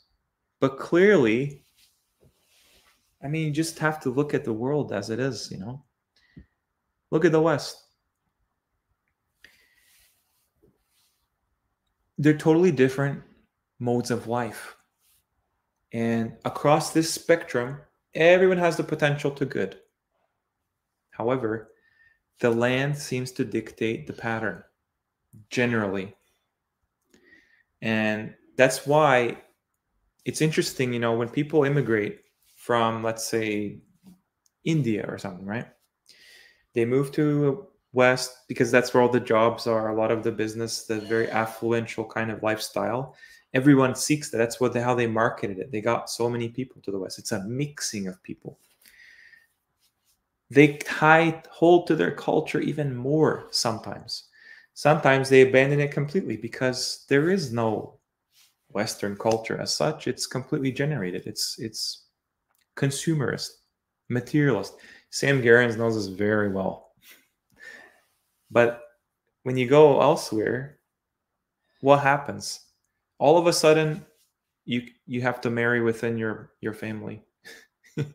you have to, you know, follow this cultural approach to religion that we teach here.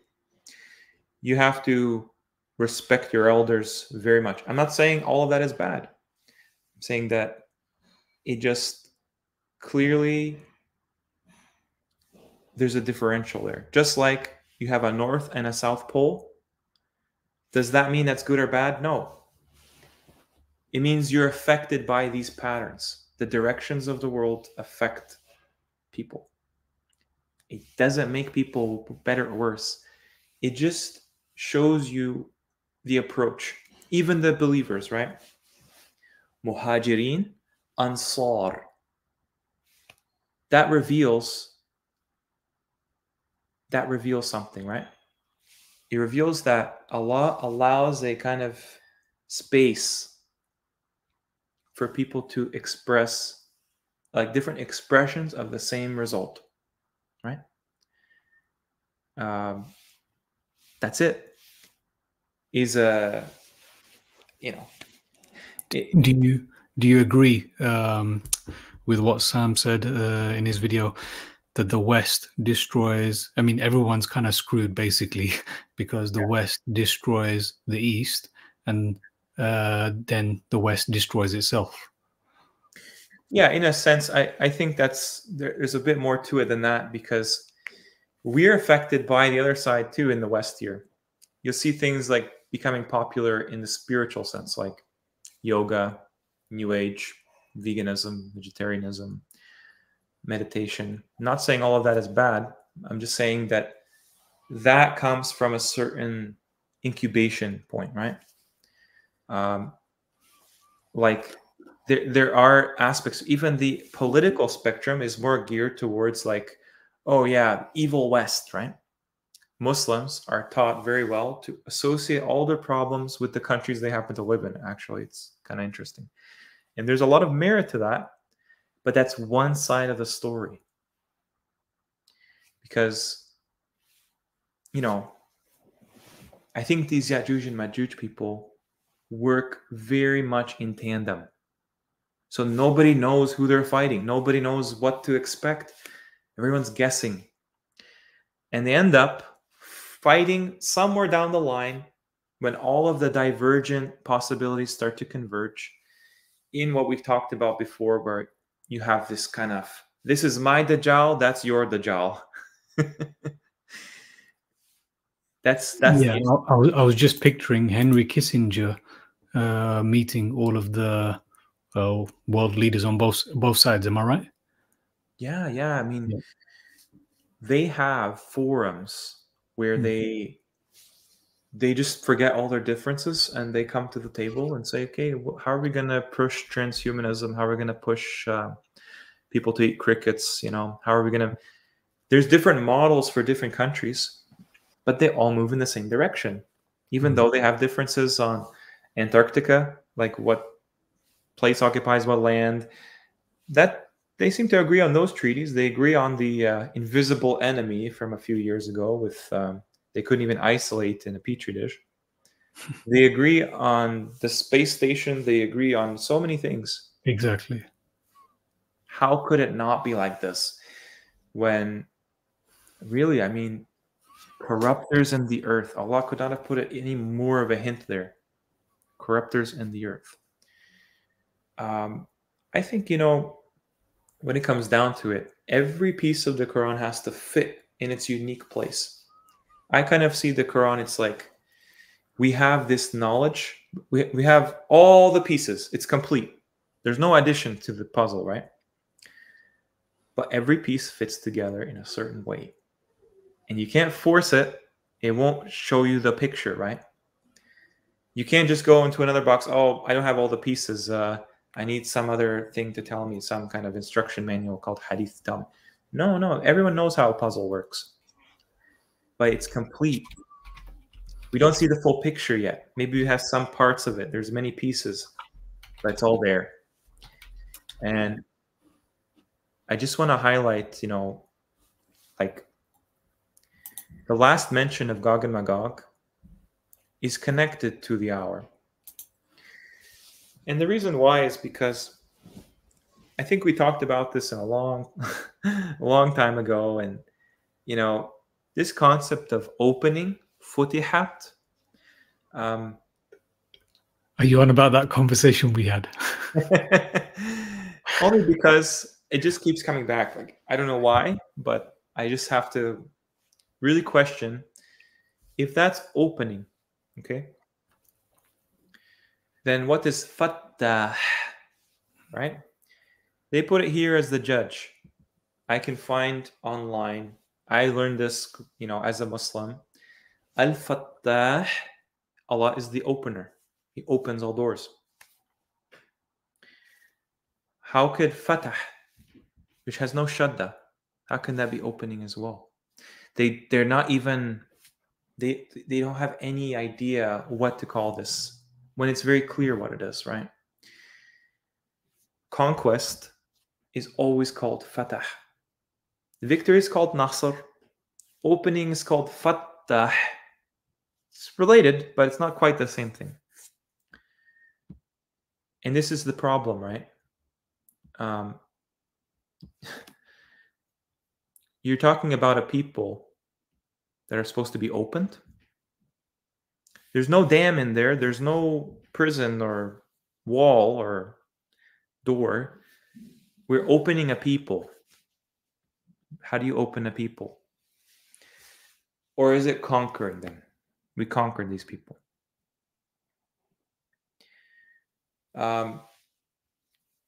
In the Quran, there seems to be doors that are something that we don't have no concept of. Doors of the heaven, doors of hell, doors of Jannah. And they're all actually use the word for conquest. Futihat. The word Fatiha, if you bring it up, I mean, I can Let me see. Or is it even possible? I mean, it still works, I think, from what you're saying. But I just looked Futihat, and they say they even use it for. I mean, you said open, but unlock. And I mean, I don't know, if you think about it, they are kind of locked up in a sense to us, as in, you know, they are working undercover, they are covert. You know, it's maybe, yeah. And the idea is like when you're talking about the noun, right? This is the noun. It's all about victory. It's all about some kind of a battle. And, you know, Allah named an entire surah Al-Fatah. I guess you could put in there the unlocking. You know, possibly. But I just think of, you know, the whole concept of like when you come to conquer a city, there's always walls, and Allah says they hide behind the walls, and they think that they will be protected by this, so enter upon them from the gate. The idea is, you know, you conquer a city, you have the keys to the city. That's why keys is mafatih, right? These are keys. Even in the story in the classical scholarship, you know, with Omar, they gave him the keys to Jerusalem. He conquered Jerusalem. It's just like an old way of conceptualizing things. Why is it always anything except conquest? When, you know, I can show you in if I have it here. Maybe. You're right. Fatahna, given victory. Fatahna. Okay. So yeah. So, you know, I can pull it up here. Right. Yeah. I see what you're saying. Conquest. Yeah, with the walls as well. Yeah. So Fatiha would actually be a conqueror in a feminine form. Mm-hmm. And yeah, like the problem is like the idea that there's already a word for opening, fattah. So Fatiha would sound different if that's what it meant. You see here, this is Fatiha, which means conqueror. This is Fatiha, which means opening. The same word, two meanings. Well, if you scroll down more, you'll find that Maftuh is conquered. And Allah already describes himself as Al-Fattah, right? That's even a party in Palestine, right? So I think that, you know, it's not a coincidence when you're talking about this, right? Al-Fattah, opener. Fattaha, that's opener, not Fatiha. Fattaha. Anyway. So maybe the previous verse, could you go over that maybe? That's a good idea. Yeah, definitely. That's forbidden, right? Is that the village, city, town that is forbidden? What is that? This is, I mean, it's a hot one right now that everyone uses for Israel, isn't it? Yeah. But there's nothing, to me, there's nothing haram about Israel. I know that they talk about Haram al-Sharif. Then you go to Mecca, it's, you know, Masjid al-Haram. Yeah, I don't believe any of these anymore. all of that stuff is redundant, right? So let's go to the very beginning. Let me see here.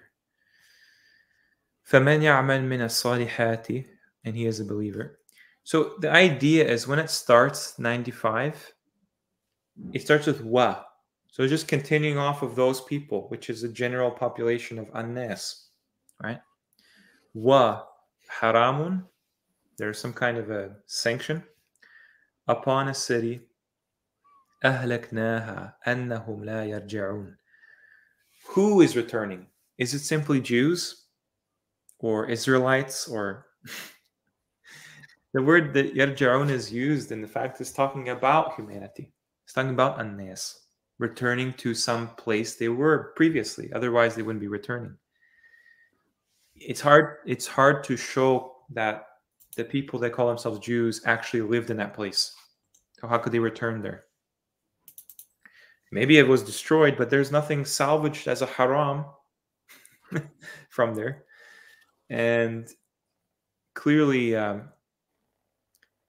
these people have something to do with hatta إذا فتحت يأجوج ومأجوج. So imagine like we're told, oh, so they return to this place that must be somewhere unobservably Gog and Magog are released, right? How? How does that follow? Well, I'll show you why. It says here, وَهُمْ مِنْ كُلِّ حَدَبٍ يَنْسِلُونَ.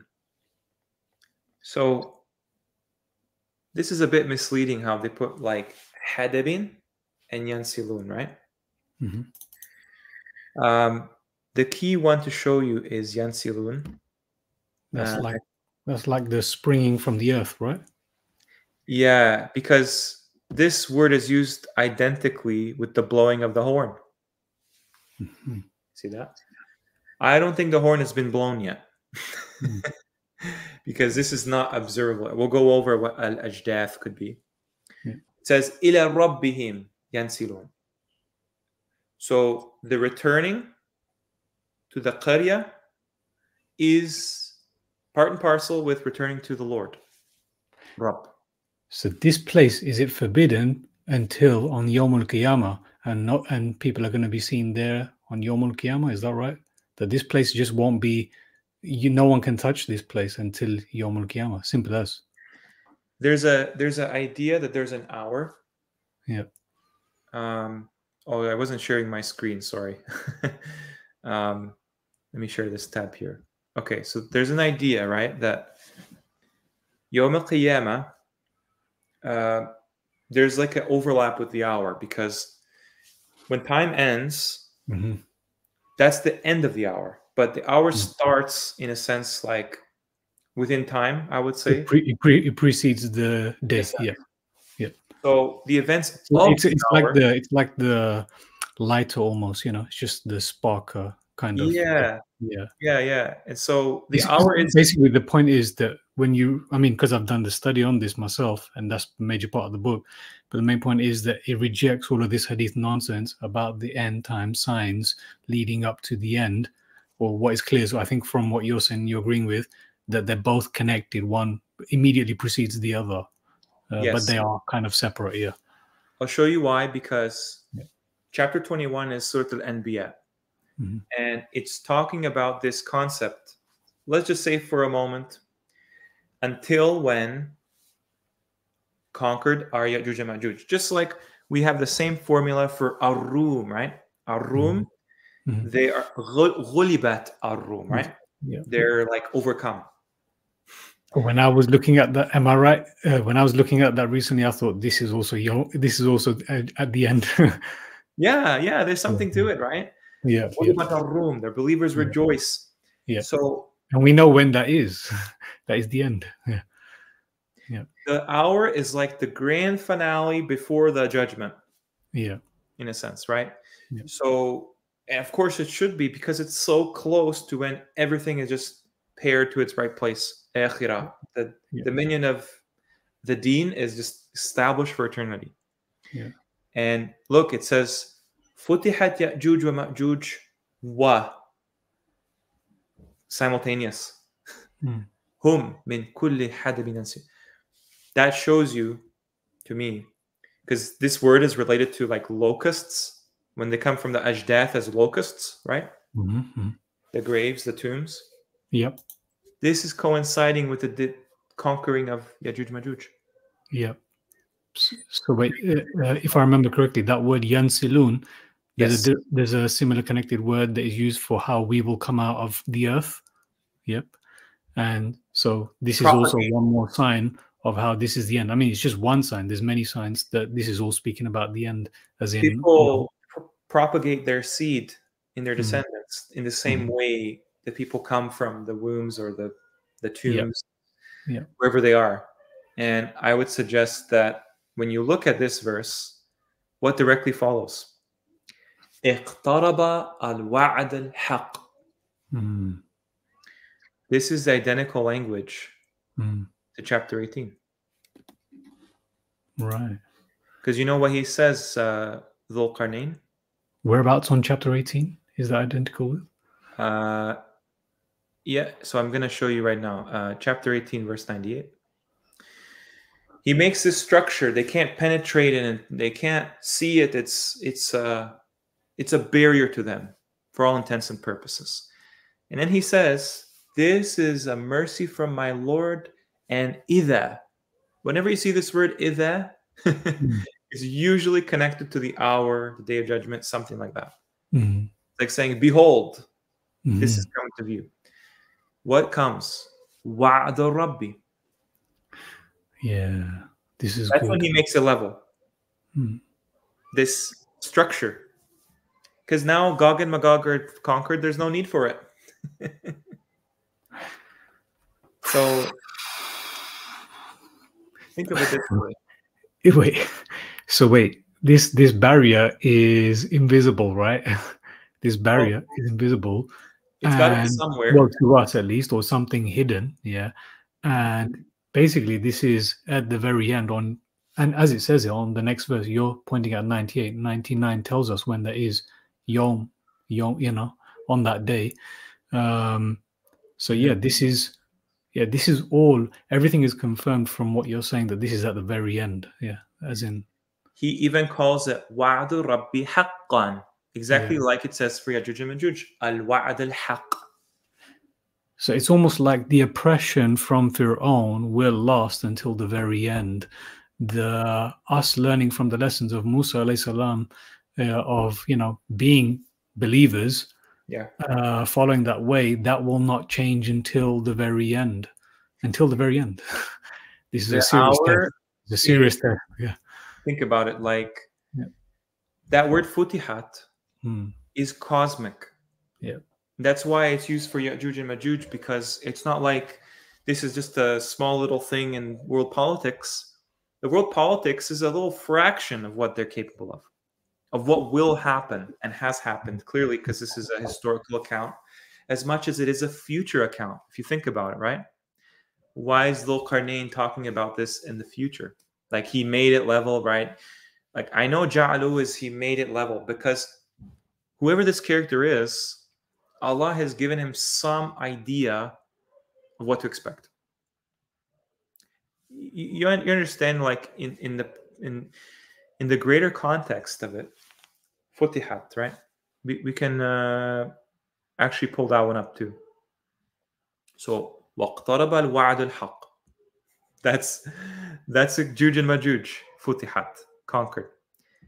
Well, look where else it's used. It's used in Jahannam. So, those who disbelieve will be driven to hell in groups. Zumarun.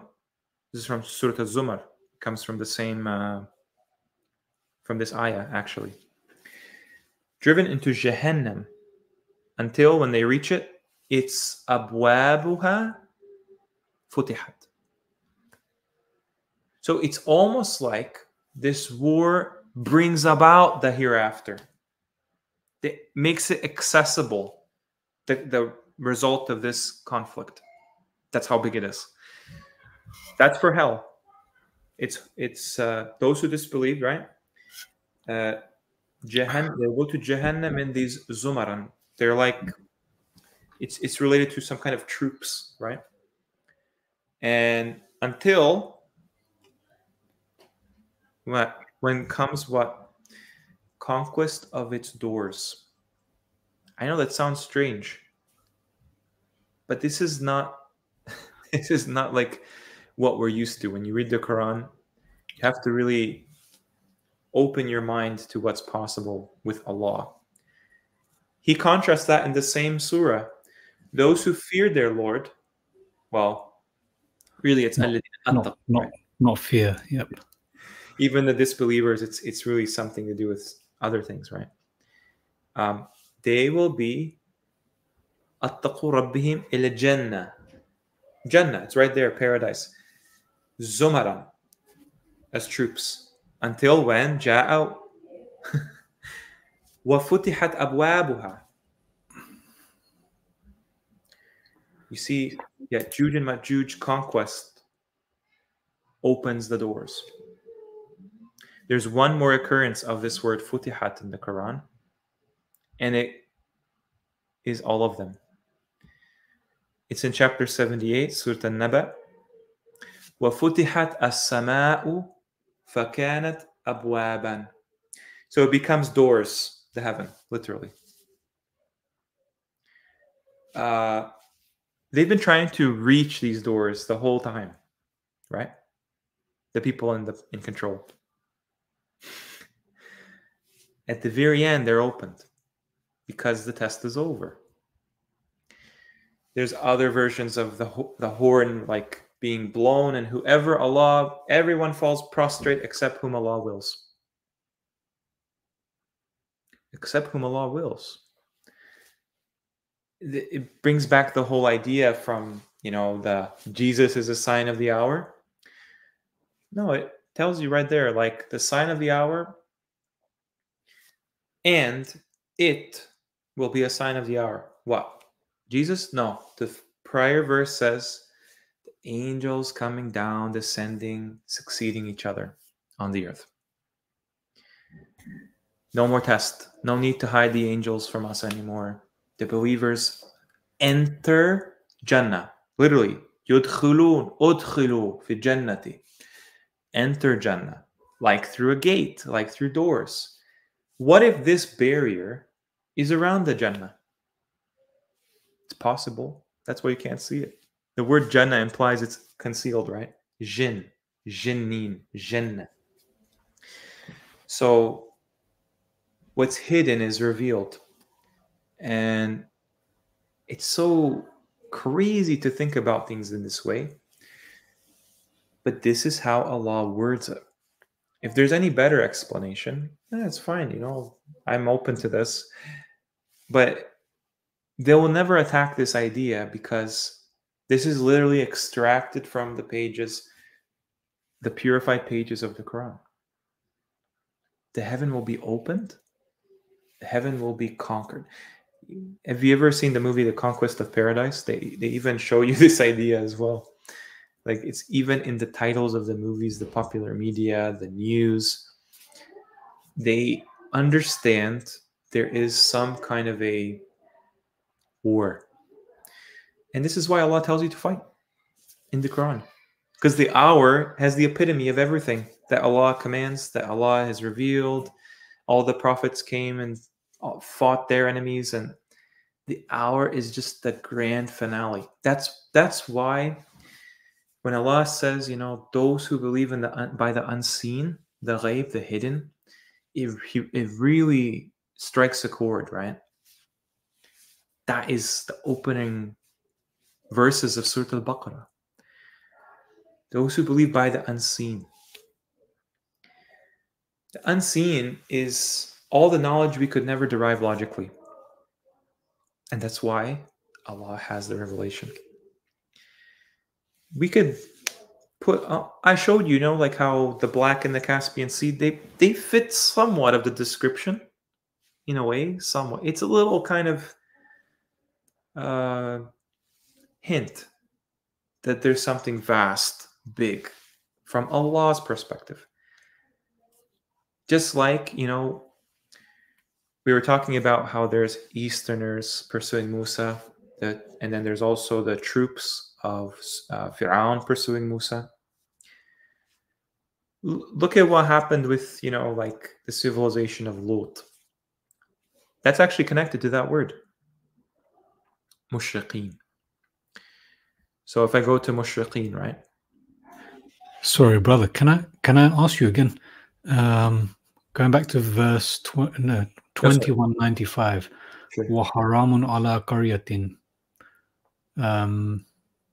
It could be a reach.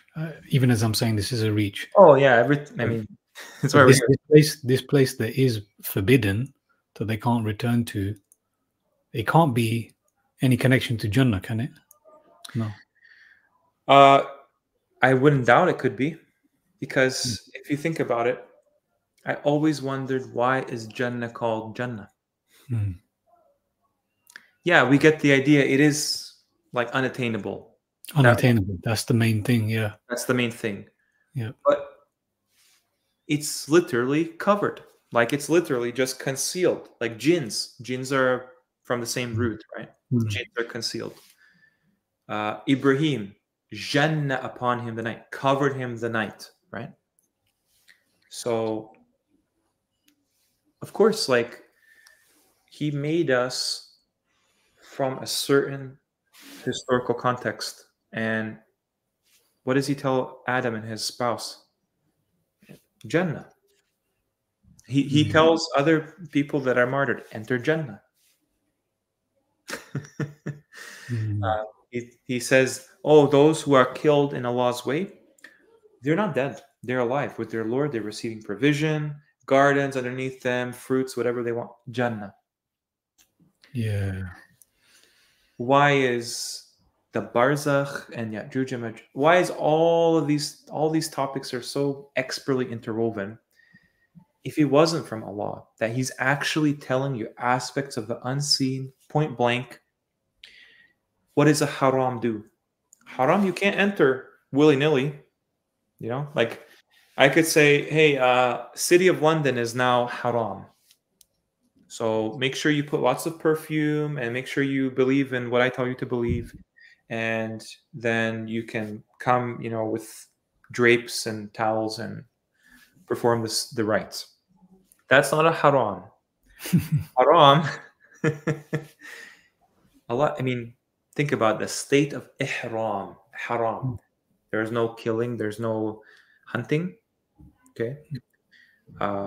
There's no fighting. There's something in our world that is just perfect, exempt. Remember Ibrahim's story where he makes a dua, a prayer to Allah, and he says, make this a secure land. Keep my sons away from idols, right? I've settled some of my descendants in this special valley, right? This is like so interesting to me that Miriam and Isa are given put in a place with springs. Jannah has talked about with springs all the time. It's just not a coincidence, right? Haram on a city. And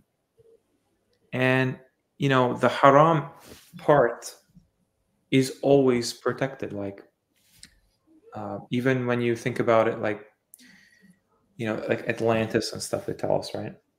They have a dome around this kind of center, and everything around it, that's not protected. That's not within the confines of the haram. That's why the city has outer limits, but the center part, haram, protected. Like a womb, like a fetus is a raham, right? It's hidden, protected. It allows for growth. It's like an incubation chamber in a way. But what's outside of that, that's not under the same rules. In our world today, we don't know of a place like this anywhere on our maps. Can't visit it, clearly. I mean, how would we know where to go? There's no map to show us anything. Allah tells you. You don't have to wonder, He tells you. So clearly, whatever happened in our history has great significance and relevance today. And that's why the history cannot reflect what the Quran says, because that would expose the people who we are called to identify. And that's what I'm saying. Like, you know, when you talks about hadabin, right? There's only in one verse. Min kulli hadabin yansilun. This coincides with the conquest of Ya'juj. You know, the Lord of the Rings, the very end scene. You see this idea, like the Sauron is defeated, and all of the armies, they're all. It's like the Battle of Badr. They're just outnumbered, and they still win. and the dark forces and everything to do with them just falls into the abyss. Coinciding with it. Yeah, this is what everyone believes.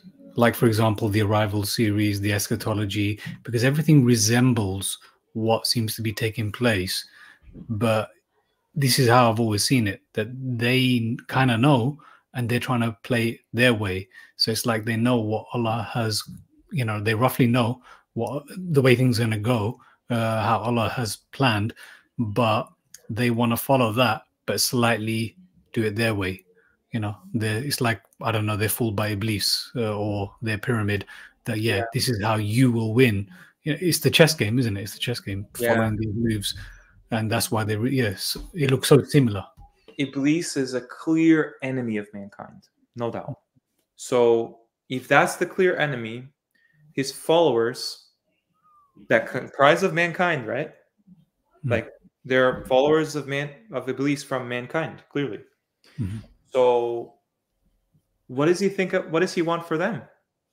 If you're a human today and you follow a millet Iblis, he's trying to, his prerogative is to send you to hell. So it's a backstabbing in the end. You're just being used. That's why it's such a big deal in the Quran. Do not follow Shaitan.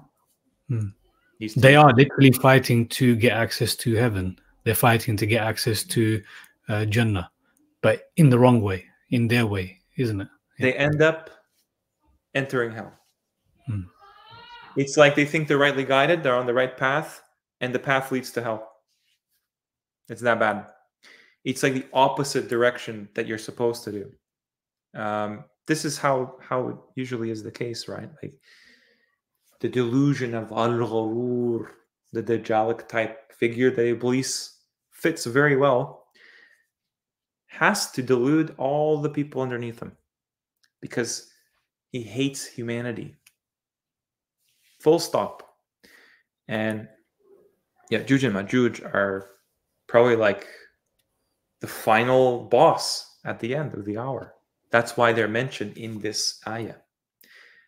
What I want to show you is this idea of a hadabin, because it says elevation, right? Which is okay, I guess. It's not very, doesn't tell you much, but when you look at this word hadab, because it's only mentioned once in the Quran, something that's dome-shaped, convex, hunchbacked, you get the same shape in your mind, right?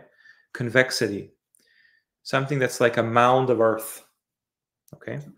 Kind of like a grave. Kind of like a grave, yeah? A ridge.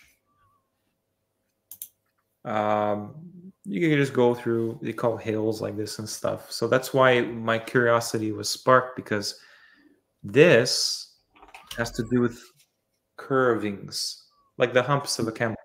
Literally, when I looked at this idea, that's what it comes down to. Like roundness from the earth, humps,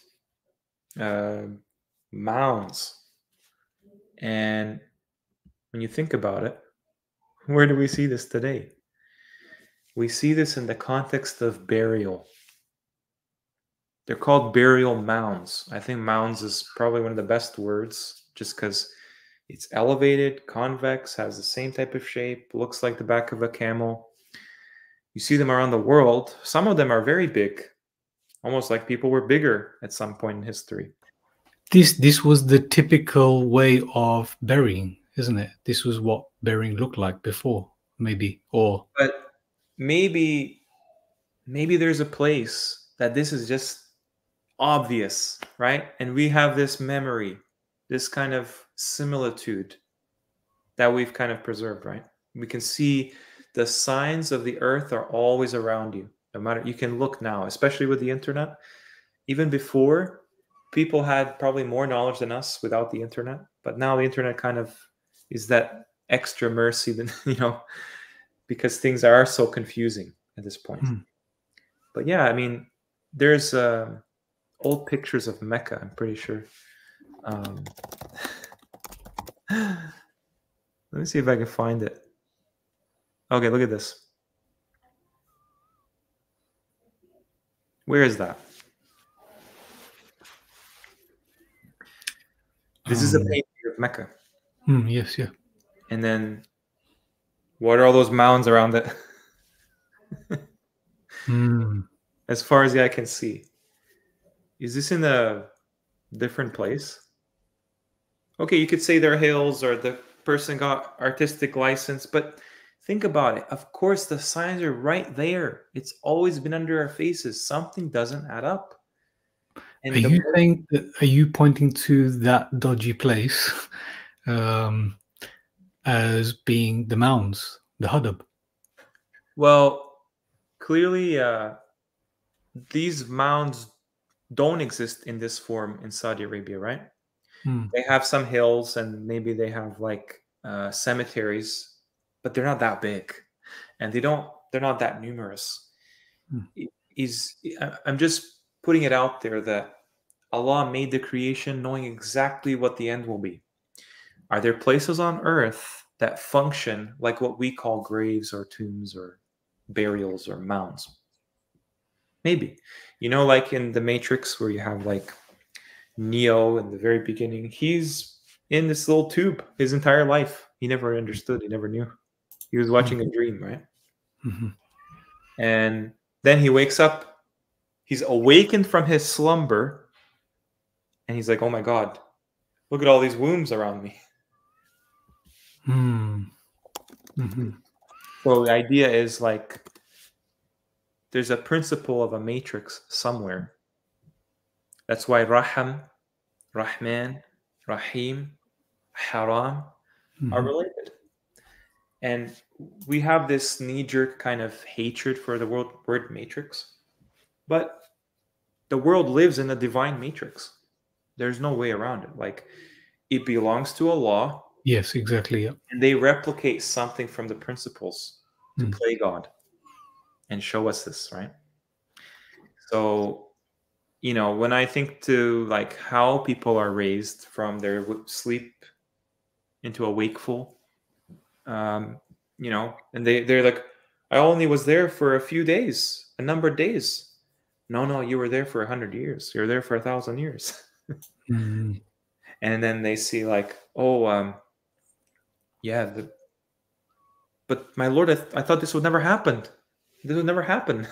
No, I told you the whole way through. I surrounded you in all kinds of signs.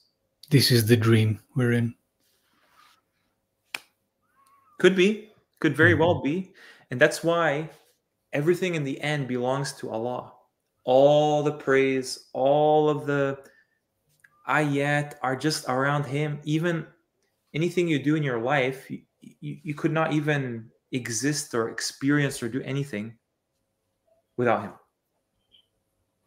So it's like, you know, there's a kind of, it's like kind of poetic, but sometimes in hadith, the Prophet will say, like, allegedly, oh, by the one whose soul is in my hand, by the one whose hand holds my soul, right? Allah holds the soul of Muhammad. And I just thought, of like, what a strange concept that this is like how, sure, maybe it's just poetry, but I'm saying like, what if everything is just ready? Jannah's ready, Jahannam's ready, all the pieces that Allah created are all ready, the angels are ready. The Quran is doing its job, right? We're here like enacting what's set. And we don't know what the future brings, and that's why it works. So in the end, the glory returns and established for Him. So interesting concept, right? And that's why, what is it? What do they do from every hadabin? Yansilun. Nasla is progeny. Naslahu. Basically, they sprout from every hadab. Yeah. This idea is we're going to look at, just to end it at some point, is al-ajdath. They put as graves, and I'm going to, you know, put the possibility that maybe ajdath and qubur, there's a distinction, because qubur is usually put as graves, right? Qabr. So when I look at nasla, the first mention of it, he strives throughout the ardh to cause corruption therein, destroy al-harfa wa nasla. Allah does not like corruption. We talked about the whole time Ya'juj and Ma'juj are related to corruption. They, after their conquest of them, yansilun. They're not destroying crops and animals. Clearly. Progeny. There's a bit higher harmonic when it comes to this, right? Harf wa nasla. It says progeny right there, but it puts animals there. I wonder who translated that. Considers animals. And harf, I mean, I haven't looked into this word, but it's just interesting how it's related to sowing something. So, harf wa nasla. Nasla, we've already yansilun, like propagation of some kind of a gene pool, right? Sowing a seed, and then you have harf in combination with nasla, like you sow the seed in there in the field. Cannot be a coincidence, right? Like it's too perfect. I looked at the dansilun, yansilun. But it's a further description of what is being corrupted. So yeah, and over time, that's what we see. We do see that. Yeah, maybe the people made mistakes just like us in the past, but they clearly had a very, like, we would consider it paradise from our standard. But to them, because of their ingratitude, it was taken away from our ancestors. And now, what better way? I mean, I can't think of a better way than remove all of the blessings that Beni Israel and the people before them had to just have nothing. No context, no history, orphaned, basically, right? The last of the Nabiyyin is an orphan. So why wouldn't his followers have the same experience in that sense, right? They don't know anything about who they are. They don't know anything about what to expect. The world is confusing. God seems more distant. ancestral amnesia. Exactly. And that's what the Quran does. A dhikr. Remember. What happened? Remembrance is about the past, present, and possibly the future because it's set. So this idea of descend, it's a bit misleading. It's not like anzala. It's across time. It's across processes, propagation, procreation, reproduction, breed. And yeah, I mean, you see the same idea, like to sire something, to beget, progeny. I know there's duriyat, which is like your kind of offspring or descendants, right? But this is a bit of a more, you know, how should I say it? A bit kind of more abstract, I would say. Maybe it's like just the general, like, this is how the universe works. I thought it was interesting when you put this yensil into Google Translate, you get slipping away. Not sure what to make of that, but breed and procreate come right off the bat.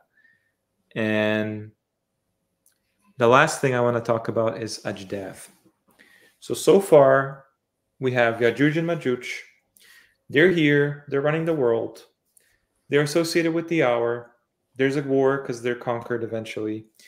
They have a nexus of the east, a nexus of the west. I didn't show you, but, you know, if you look at that word mushriqeen, that's related to the story of Lut.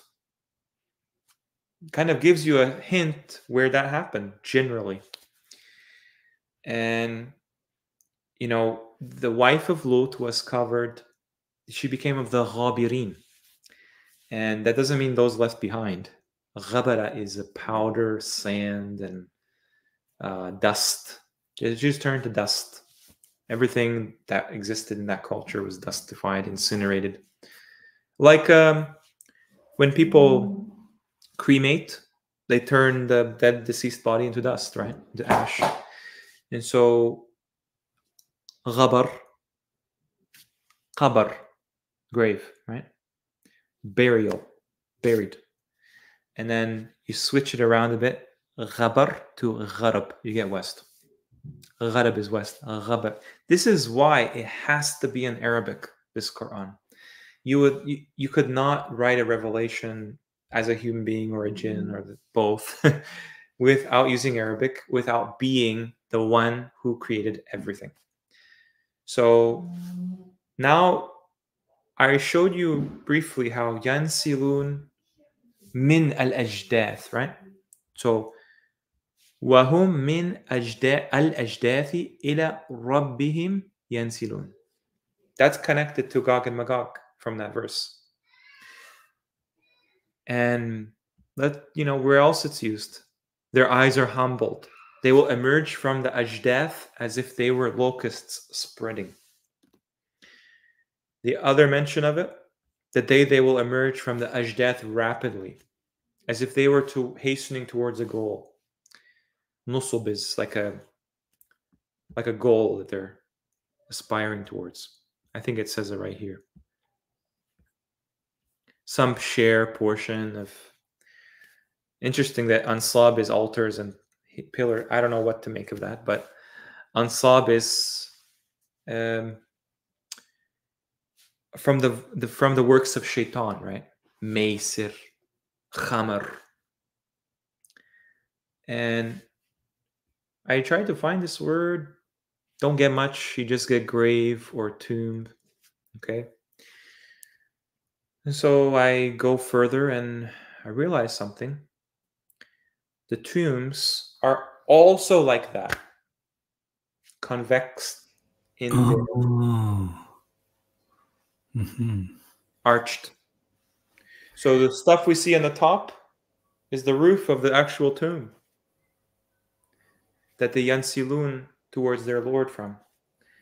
And yeah, this one I like the word vault. It's like a vault of just there. It's impenetrable. They even tell you they're creating like vaults, deep underground bases and stuff, right? To avoid. I wonder if that's like a subtle clue to something, maybe. But I found this website here very important, interesting, because it actually noticed the same issue where ajdath and qabr have to be distinguished, right? So you see on the left, that's what qubur are, qabr, like a grave. Yep.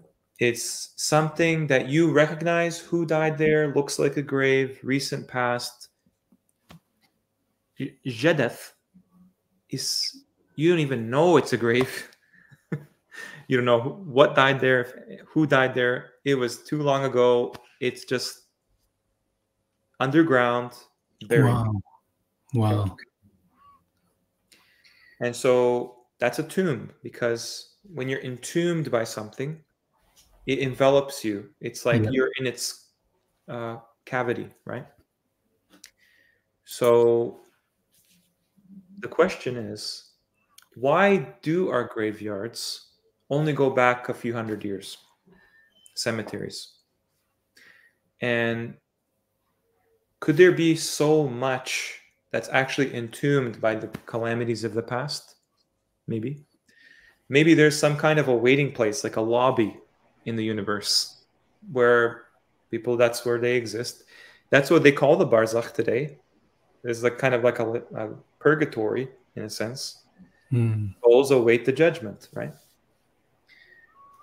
I wouldn't doubt that Allah is just completely enveloped us with everything in the Quran. So we don't have to guess. Imagine you have a place, just putting it all together. Ya'juj and Ma'juj are connected to this kind of midline barzakh between two seas. They exist in our world. Why? Because they are associated with the terrestrial ocean, right? Salty one. That's their attribute. We see that our world is organized like on this spectrum. Mushriqeen, pursuing Musa. Junud Fir'aun, pursuing Musa.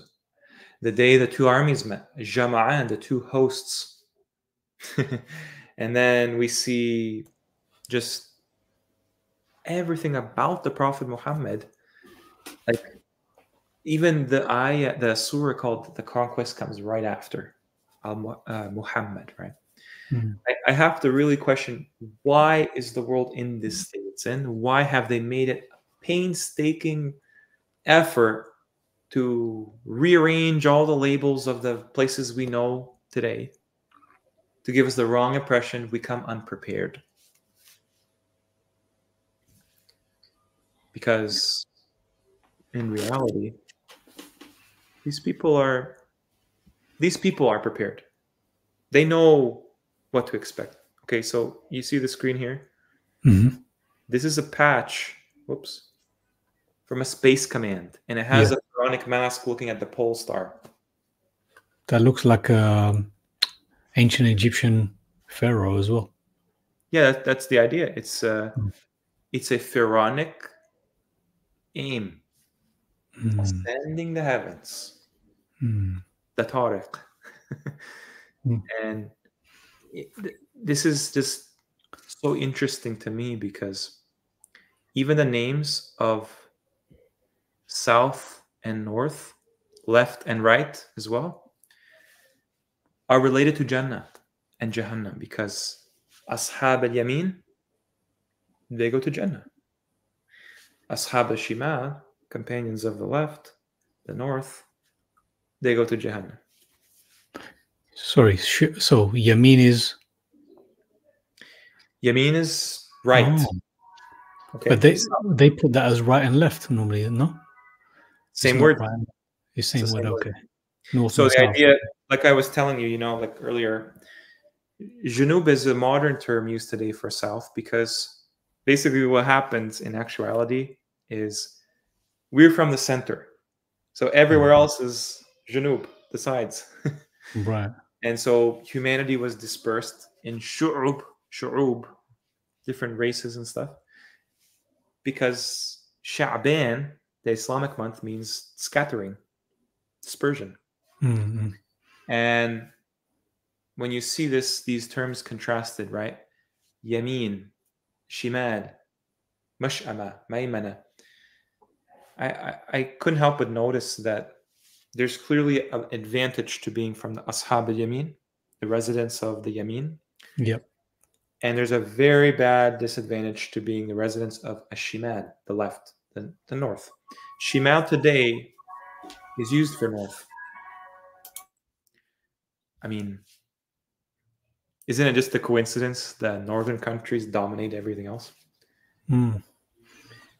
They had the most, power. Can you remind me the three groups that Allah speaks of in the Quran of paradise? I can't remember exactly what extract it is. The foremost, the Sabiqun. Yeah, Sabiqun. Yeah, Sabiqun. The Those moderate. are like the ones that are the closest, and to Allah's nearness. And then you have also Ashab al-Yamin, who will be in gardens and light, and Ashab al-Shimal, who will be in just the utmost torment, drinking, scalding. Yeah. Shaitan attacks from the shama'ilihim as well. And then you also have all directions, really, but I think it's interesting that these two are contrasted as well. Yamin and Shimal, just like Shar, Mashriq, and Maghrib as well. What I'm trying to get at is our story, figuring that out from the Quran, is connected to the destiny of mankind. So if we can argue about definitions, translations, and all this, what is the general story of the Quran? What is it trying to show us? Okay, like for example, Yes, you're right. It's always about the bigger story, the bigger picture, the bigger message. Yeah. So I didn't even think about that, but it's interesting that current and voltage have parallel meanings as well. But it's always been about the bigger picture, like what would if you were to have a conversation with Allah, right? What would you ask him? I know you'd try to get as much out of you as you can, because he would tell you, and he could tell you anything. That's true. I think I would be stumped. That's the thing. Yeah. Musa has the same problem. He's like, I feed my sheep, and I use the stick for this, and he didn't know what he didn't know what to say. He tried to get as much as he could, and Allah said, "Listen, Musa, you're chosen. You have to do this." And Musa is like, he's so human in the Quran that it's amazing, like how people get away with the deification of Jesus, with Muhammad in many ways as well. They're just humans. They're actually on the surface no different to us, except the context they were in and what they've accomplished, and that's why their stories are in the Quran. Yeah, you know, like it makes it seem like, what's the purpose? He came with this sign, and he had this family and this sister and brother. What's the purpose of family drama? No, it's meant to highlight everything you need to know about yourself, because you came after. You're connected to that past, and obviously to the future. So yeah, this is just kind of like really an introduction, if you think about it. I didn't even touch about, I think I did on the Euphrates and stuff, but what we can expect, from the world today is we have a mass amnesia, like you said. And they take advantage of that because they have scrambled together what pieces of the truth of the past they have. They've definitely read from the Quran, studied it. They know it's from God. And that's why it's not going to leave us, not going to leave our grandchildren, our children. It's been around. Like I was talking with Brother Imran earlier. This book is so relevant today, more than anything else. That's all we can talk about. Yep. And I think, especially as everything else just becomes more and more ridiculous. Yeah, exactly. The odds are against us. Most of mankind enters hell. So if you want to be a believer in this life, that you have to take that into consideration. It'll come from every angle, from your family, from your friends, from your nation, from everywhere. However, you have a unique situation because Allah is your supporter. Allah is your wali. So it's not actually a bad deal, really. Yeah. There's I like what Sam Guerin said at the end of his video. The last 5 minutes, I recommend watching that. I like how almost the F word almost came out as well. Yeah, just about held that back. But yeah, he said, yeah, and this is the truth. We're all screwed. Flee to God. Yeah, flee to God. Yeah, and yeah, I mean, like, I don't want to put it in a negative way, but the reality is that, yeah, we're all under this serious oppressive test, and yeah, flee to God. I just like the way he said it, because I think, well, I find myself in this position as well. What am I supposed to do? Where am I supposed to go? What am I, But then you remember, okay, it is actually quite simple what you're supposed to do, because yeah, this is the test that you're in. Flee to Allah. As long as you're doing that, you're remembering that, then everything does become quite simple. What you're supposed to do on a day-to-day basis, I guess. Yeah. Think about it this way, right? Like, Allah is telling you the conclusion to the universe that you are in as well. So it's relevant to you. Sometimes I feel like Jon Snow from Game of Thrones or something, like just kind of bashing people's heads, like, listen. Yeah. If Allah is telling you this is going to happen, expect this, prepare for this, it's all connected to the hour. That's why the hour is such a big topic in the Quran. Are we really going to have this stupid drama between ourselves, divide ourselves further, quarrel and squabble around, like, how do you wash your hands before you pray, and how do you what madhab are you part of? How do you follow this imam or that imam? I was thinking the same. I thought we better not get into the whole dividing ourselves further. Yeah, That's the thing, because Allah makes it a point that He joins the believers together. mm. He joined your hearts together, and you could not have done that on your own, right? Mm. The internet itself is sort of a web. They call it the web, right? The catch. Yeah. This is where the problem is, actually. Yeah, this is where the problem is. It's the web that creates all of these conditions for what's the word? Fracturing us continuously, atomizing us continuously. Yeah. The definition of fasad, the cause fasad in the ard, is to sever what Allah commanded to be joined. Yeah. However, if you just look at it from Allah's perspective, that is so poetic. That's so necessary, because what this dunya is about, I've just realized, is separating, really, kind of filtering out the things that go to Jannah and filtering out the things that go to Jahannam. They were joined in the beginning. And then over time, realize with more calamities, more disasters, over time, it becomes crystallized where everybody fits in the universe. So, yeah, think about it this way. Do you think it will make a difference if you pray this way? If you recite this and that?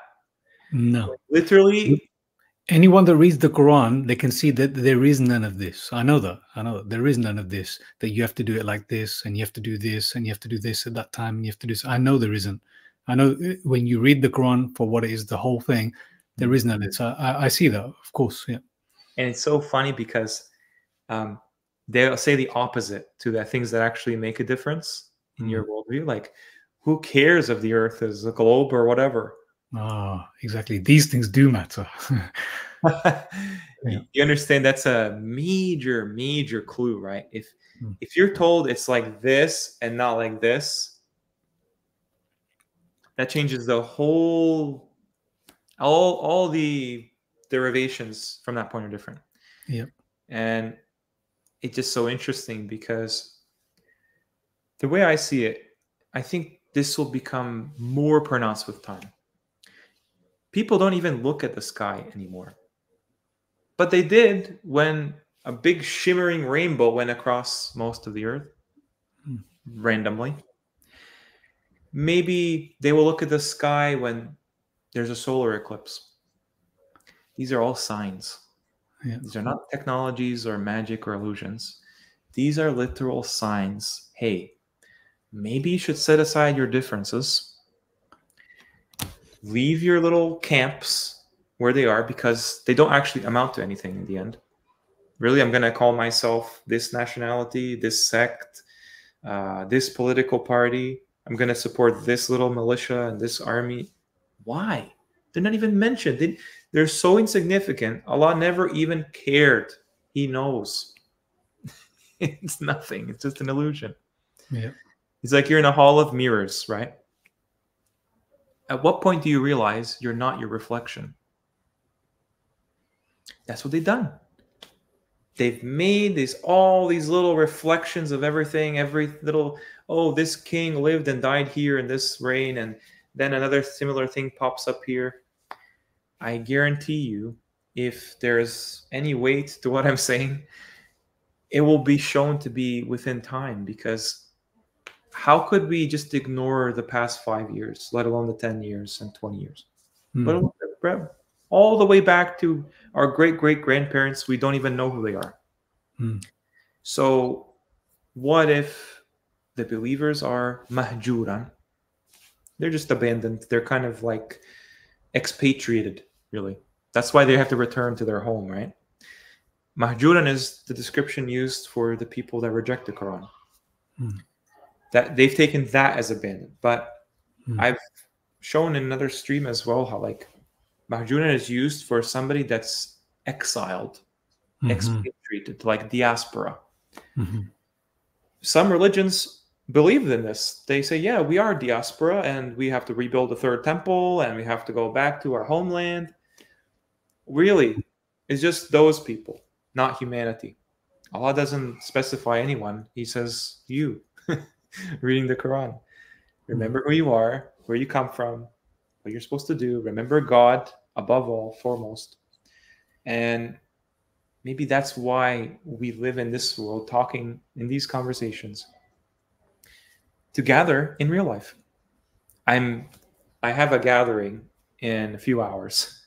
People that believe in the Quran alone. And that's in real life. That would have never happened in my wildest dreams outside the internet. But it's happening. Why? Subhanallah, yep, absolutely. Why is it happening? Is this internet designed to just kind of bring the corners of the earth to, like a small world so people can find their community? So it's like kind of like a, you start with a center, culture, it kind of disperses, and those things disperse. So it's like you're just kind of recollecting the little raindrops back to the sea. And I think, there's a lot of threat in that, right? Yeah. But at the same time, that's just whatever God wills, whomever he guides, whoever he wants, that's what happens. As Brother Joel says, unifying the believers. Yeah. Oh, right. I've been totally absent from the chat. So, unifying the believers. Ummah. Going back to the mother, the al-Qura, mother of the cities. Al-Kitab, the foundation of things, right? The mother of the book. And you have Ummiyin. The Prophet sent the Ummiyin. Are they illiterate? No, we can read very well. I think the Prophet could read. I think they find him written in their scriptures, apparently. So how are they illiterate? Or do they just have no concept of who they are? The Prophet is Ummi as well. Maybe that's why. Is that what you're saying Ummi is? The Prophet was sent to people who had no concept of what they are? Well, if you think about it, there is some kind of I think it's Surah Al-Baqarah, there's like a subjugation of a higher class that tells the Ummis what to do. Like they just follow whatever's, they don't know. You get the sense that they're illiterate because they don't know what to make of the scriptures. Allah says they find this Ummi prophet written in them. How? They can't even read, I thought. Maybe it's because they don't know how to reconcile the reality they live in. And they just walk around, do everything. Exactly, Joel. It's like they're orphans. Orphans. What is an orphan supposed to make of the world? They don't know. They have to figure it out, I guess. Maybe. And think about it, like he guides you. You know how I think you mentioned before, like this kind of notion of astrayness, right? He found you lost and guided you. We are lost. I mean, how could we not be? Obviously, the Prophet exemplifies that because he's a role model. Even the other prophets have the same account, right? Like Musa was grabbed as an orphan. Yusuf was an orphan as well at some point in his life, and then it's returned back to him in the end. Surah Al-Duha, yeah, that's the one where the Prophet says he found you lost and guided you. It's such a powerful ayah because it's talking about a mercy to the worlds. Muhammad, that was sent to the worlds of men and jinn, and even he was able to commit a sin. Even he was able to be lost at some point in his life. That he had to gain knowledge, understanding, maturity to realize what he's set to do. And that's something they're terrified of, the people under control, the Gog and Magog. People realize what they need to do, who are their allies, who are their enemies. When they make sense of this book called the Quran, you can bet things are going to start locking down more and more. And so yeah, I mean, because this was about Yajuj Majuj. Yajuj Majuj is not some fantastical creature that is going to come over the ice wall or anything else. It's yeah, basically these people that we see in charge of the world or running the world from these two sides of the Hegelian dialectic, the red-blue, yeah, the red team versus the blue team, East versus West, in all different forms. And what we see in the Quran is basically referring to the end, Yawmul Qiyamah. yeah, like, yeah, the exactly. last day. Yeah. Yeah, absolutely. I couldn't have summarized it better, honestly, but that's the idea. Like, we find that they tend to fantasize things that don't exist.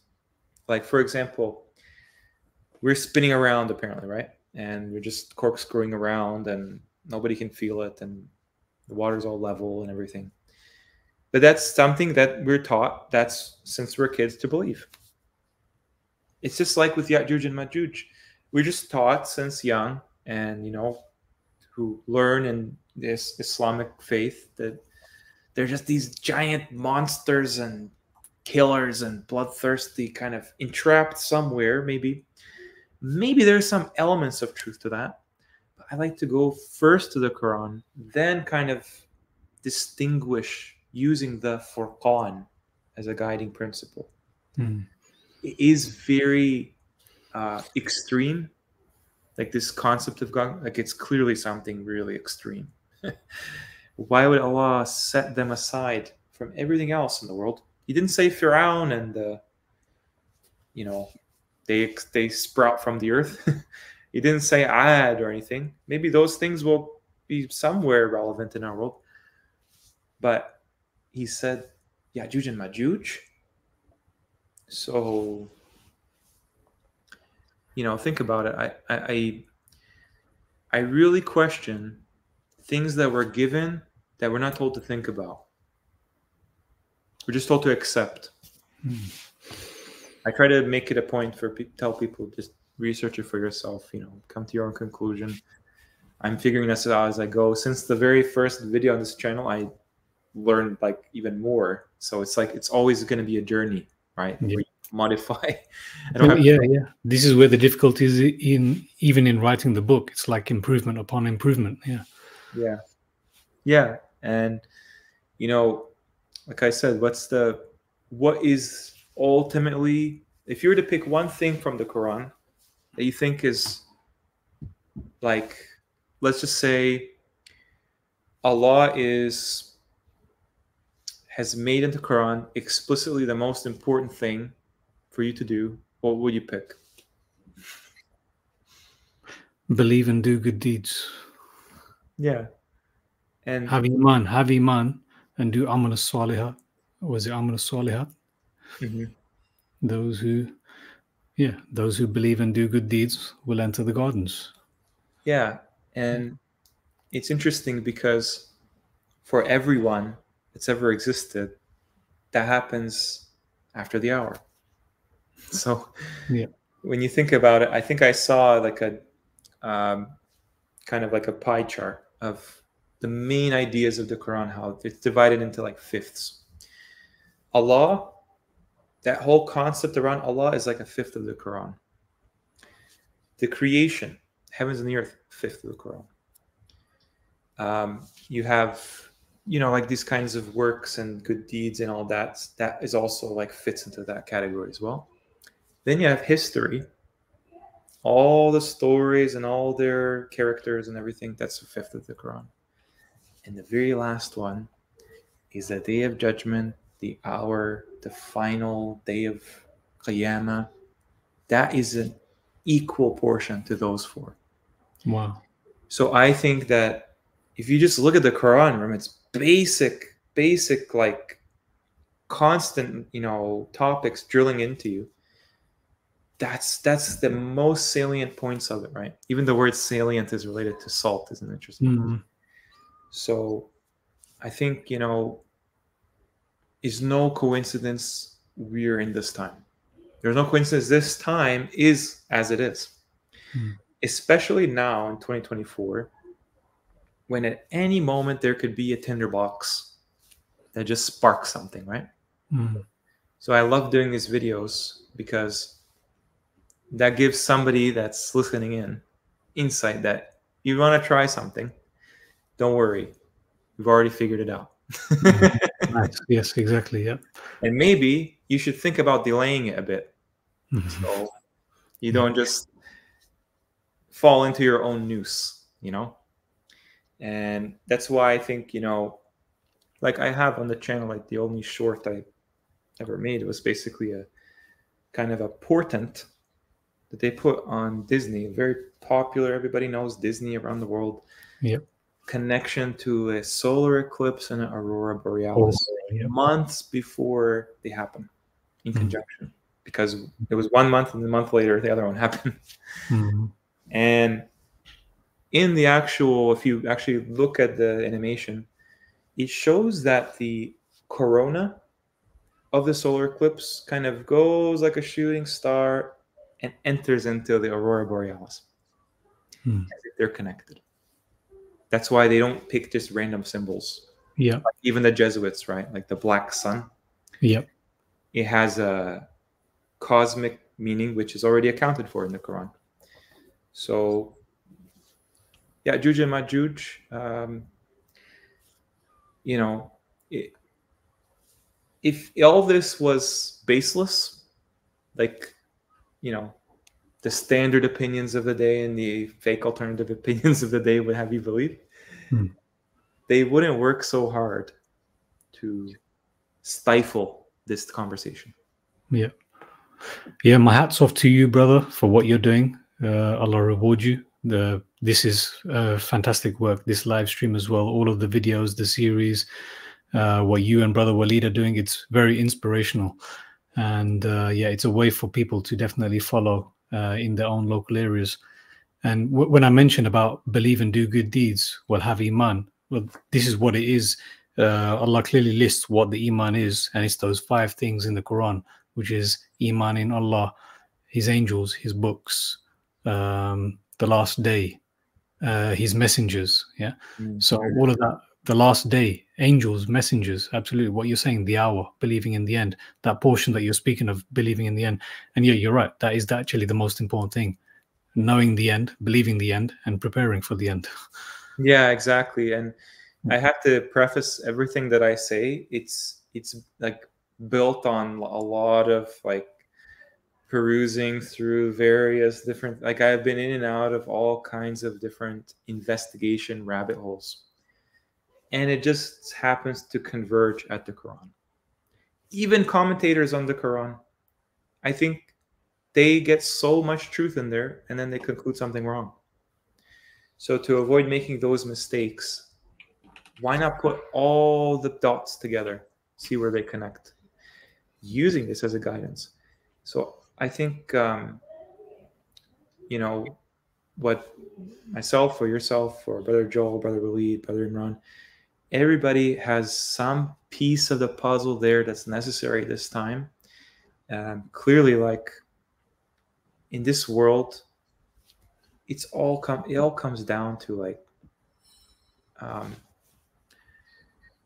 are you prepared to be authentic about who you are as Allah ordained you to be? I get inspired all the time. Like I used to watch all kinds of these things and I was always in the background and just kind of consuming until I realized that, hey, this information, this understanding and the collaboration with like-minded people, it needs a platform desperately. There's almost nothing I can watch. Like the vast majority of like media is just a dead end. It's very difficult to it's almost like it's kind of forcing you to be creative, to give your contribution to what ultimately will be the best story that Allah has already written. So yeah, I thank you guys so much for coming on. I miss Brother Imran. I know you had to leave, he told me earlier, but yeah, hopefully you enjoyed that. And yeah, we'll have to do some more deep dives in the future. Definitely. Yeah, we've got plenty of work to do for sure. Yeah, keep at it, and yeah, go take a break now. Yeah, for sure. It's been 3 hours. That's how things go. Yeah. So yeah, thank you guys so much. Yes, if you guys want to add anything, by all means. No, just keep doing what you're doing, and I'll be happy to join you on another one in the future as well soon, inshallah. Alhamdulillah, inshallah. Assalamu alaikum rahmatullahi wa barakatuh to everyone in the chat, and have a great rest of your weekend. Peace.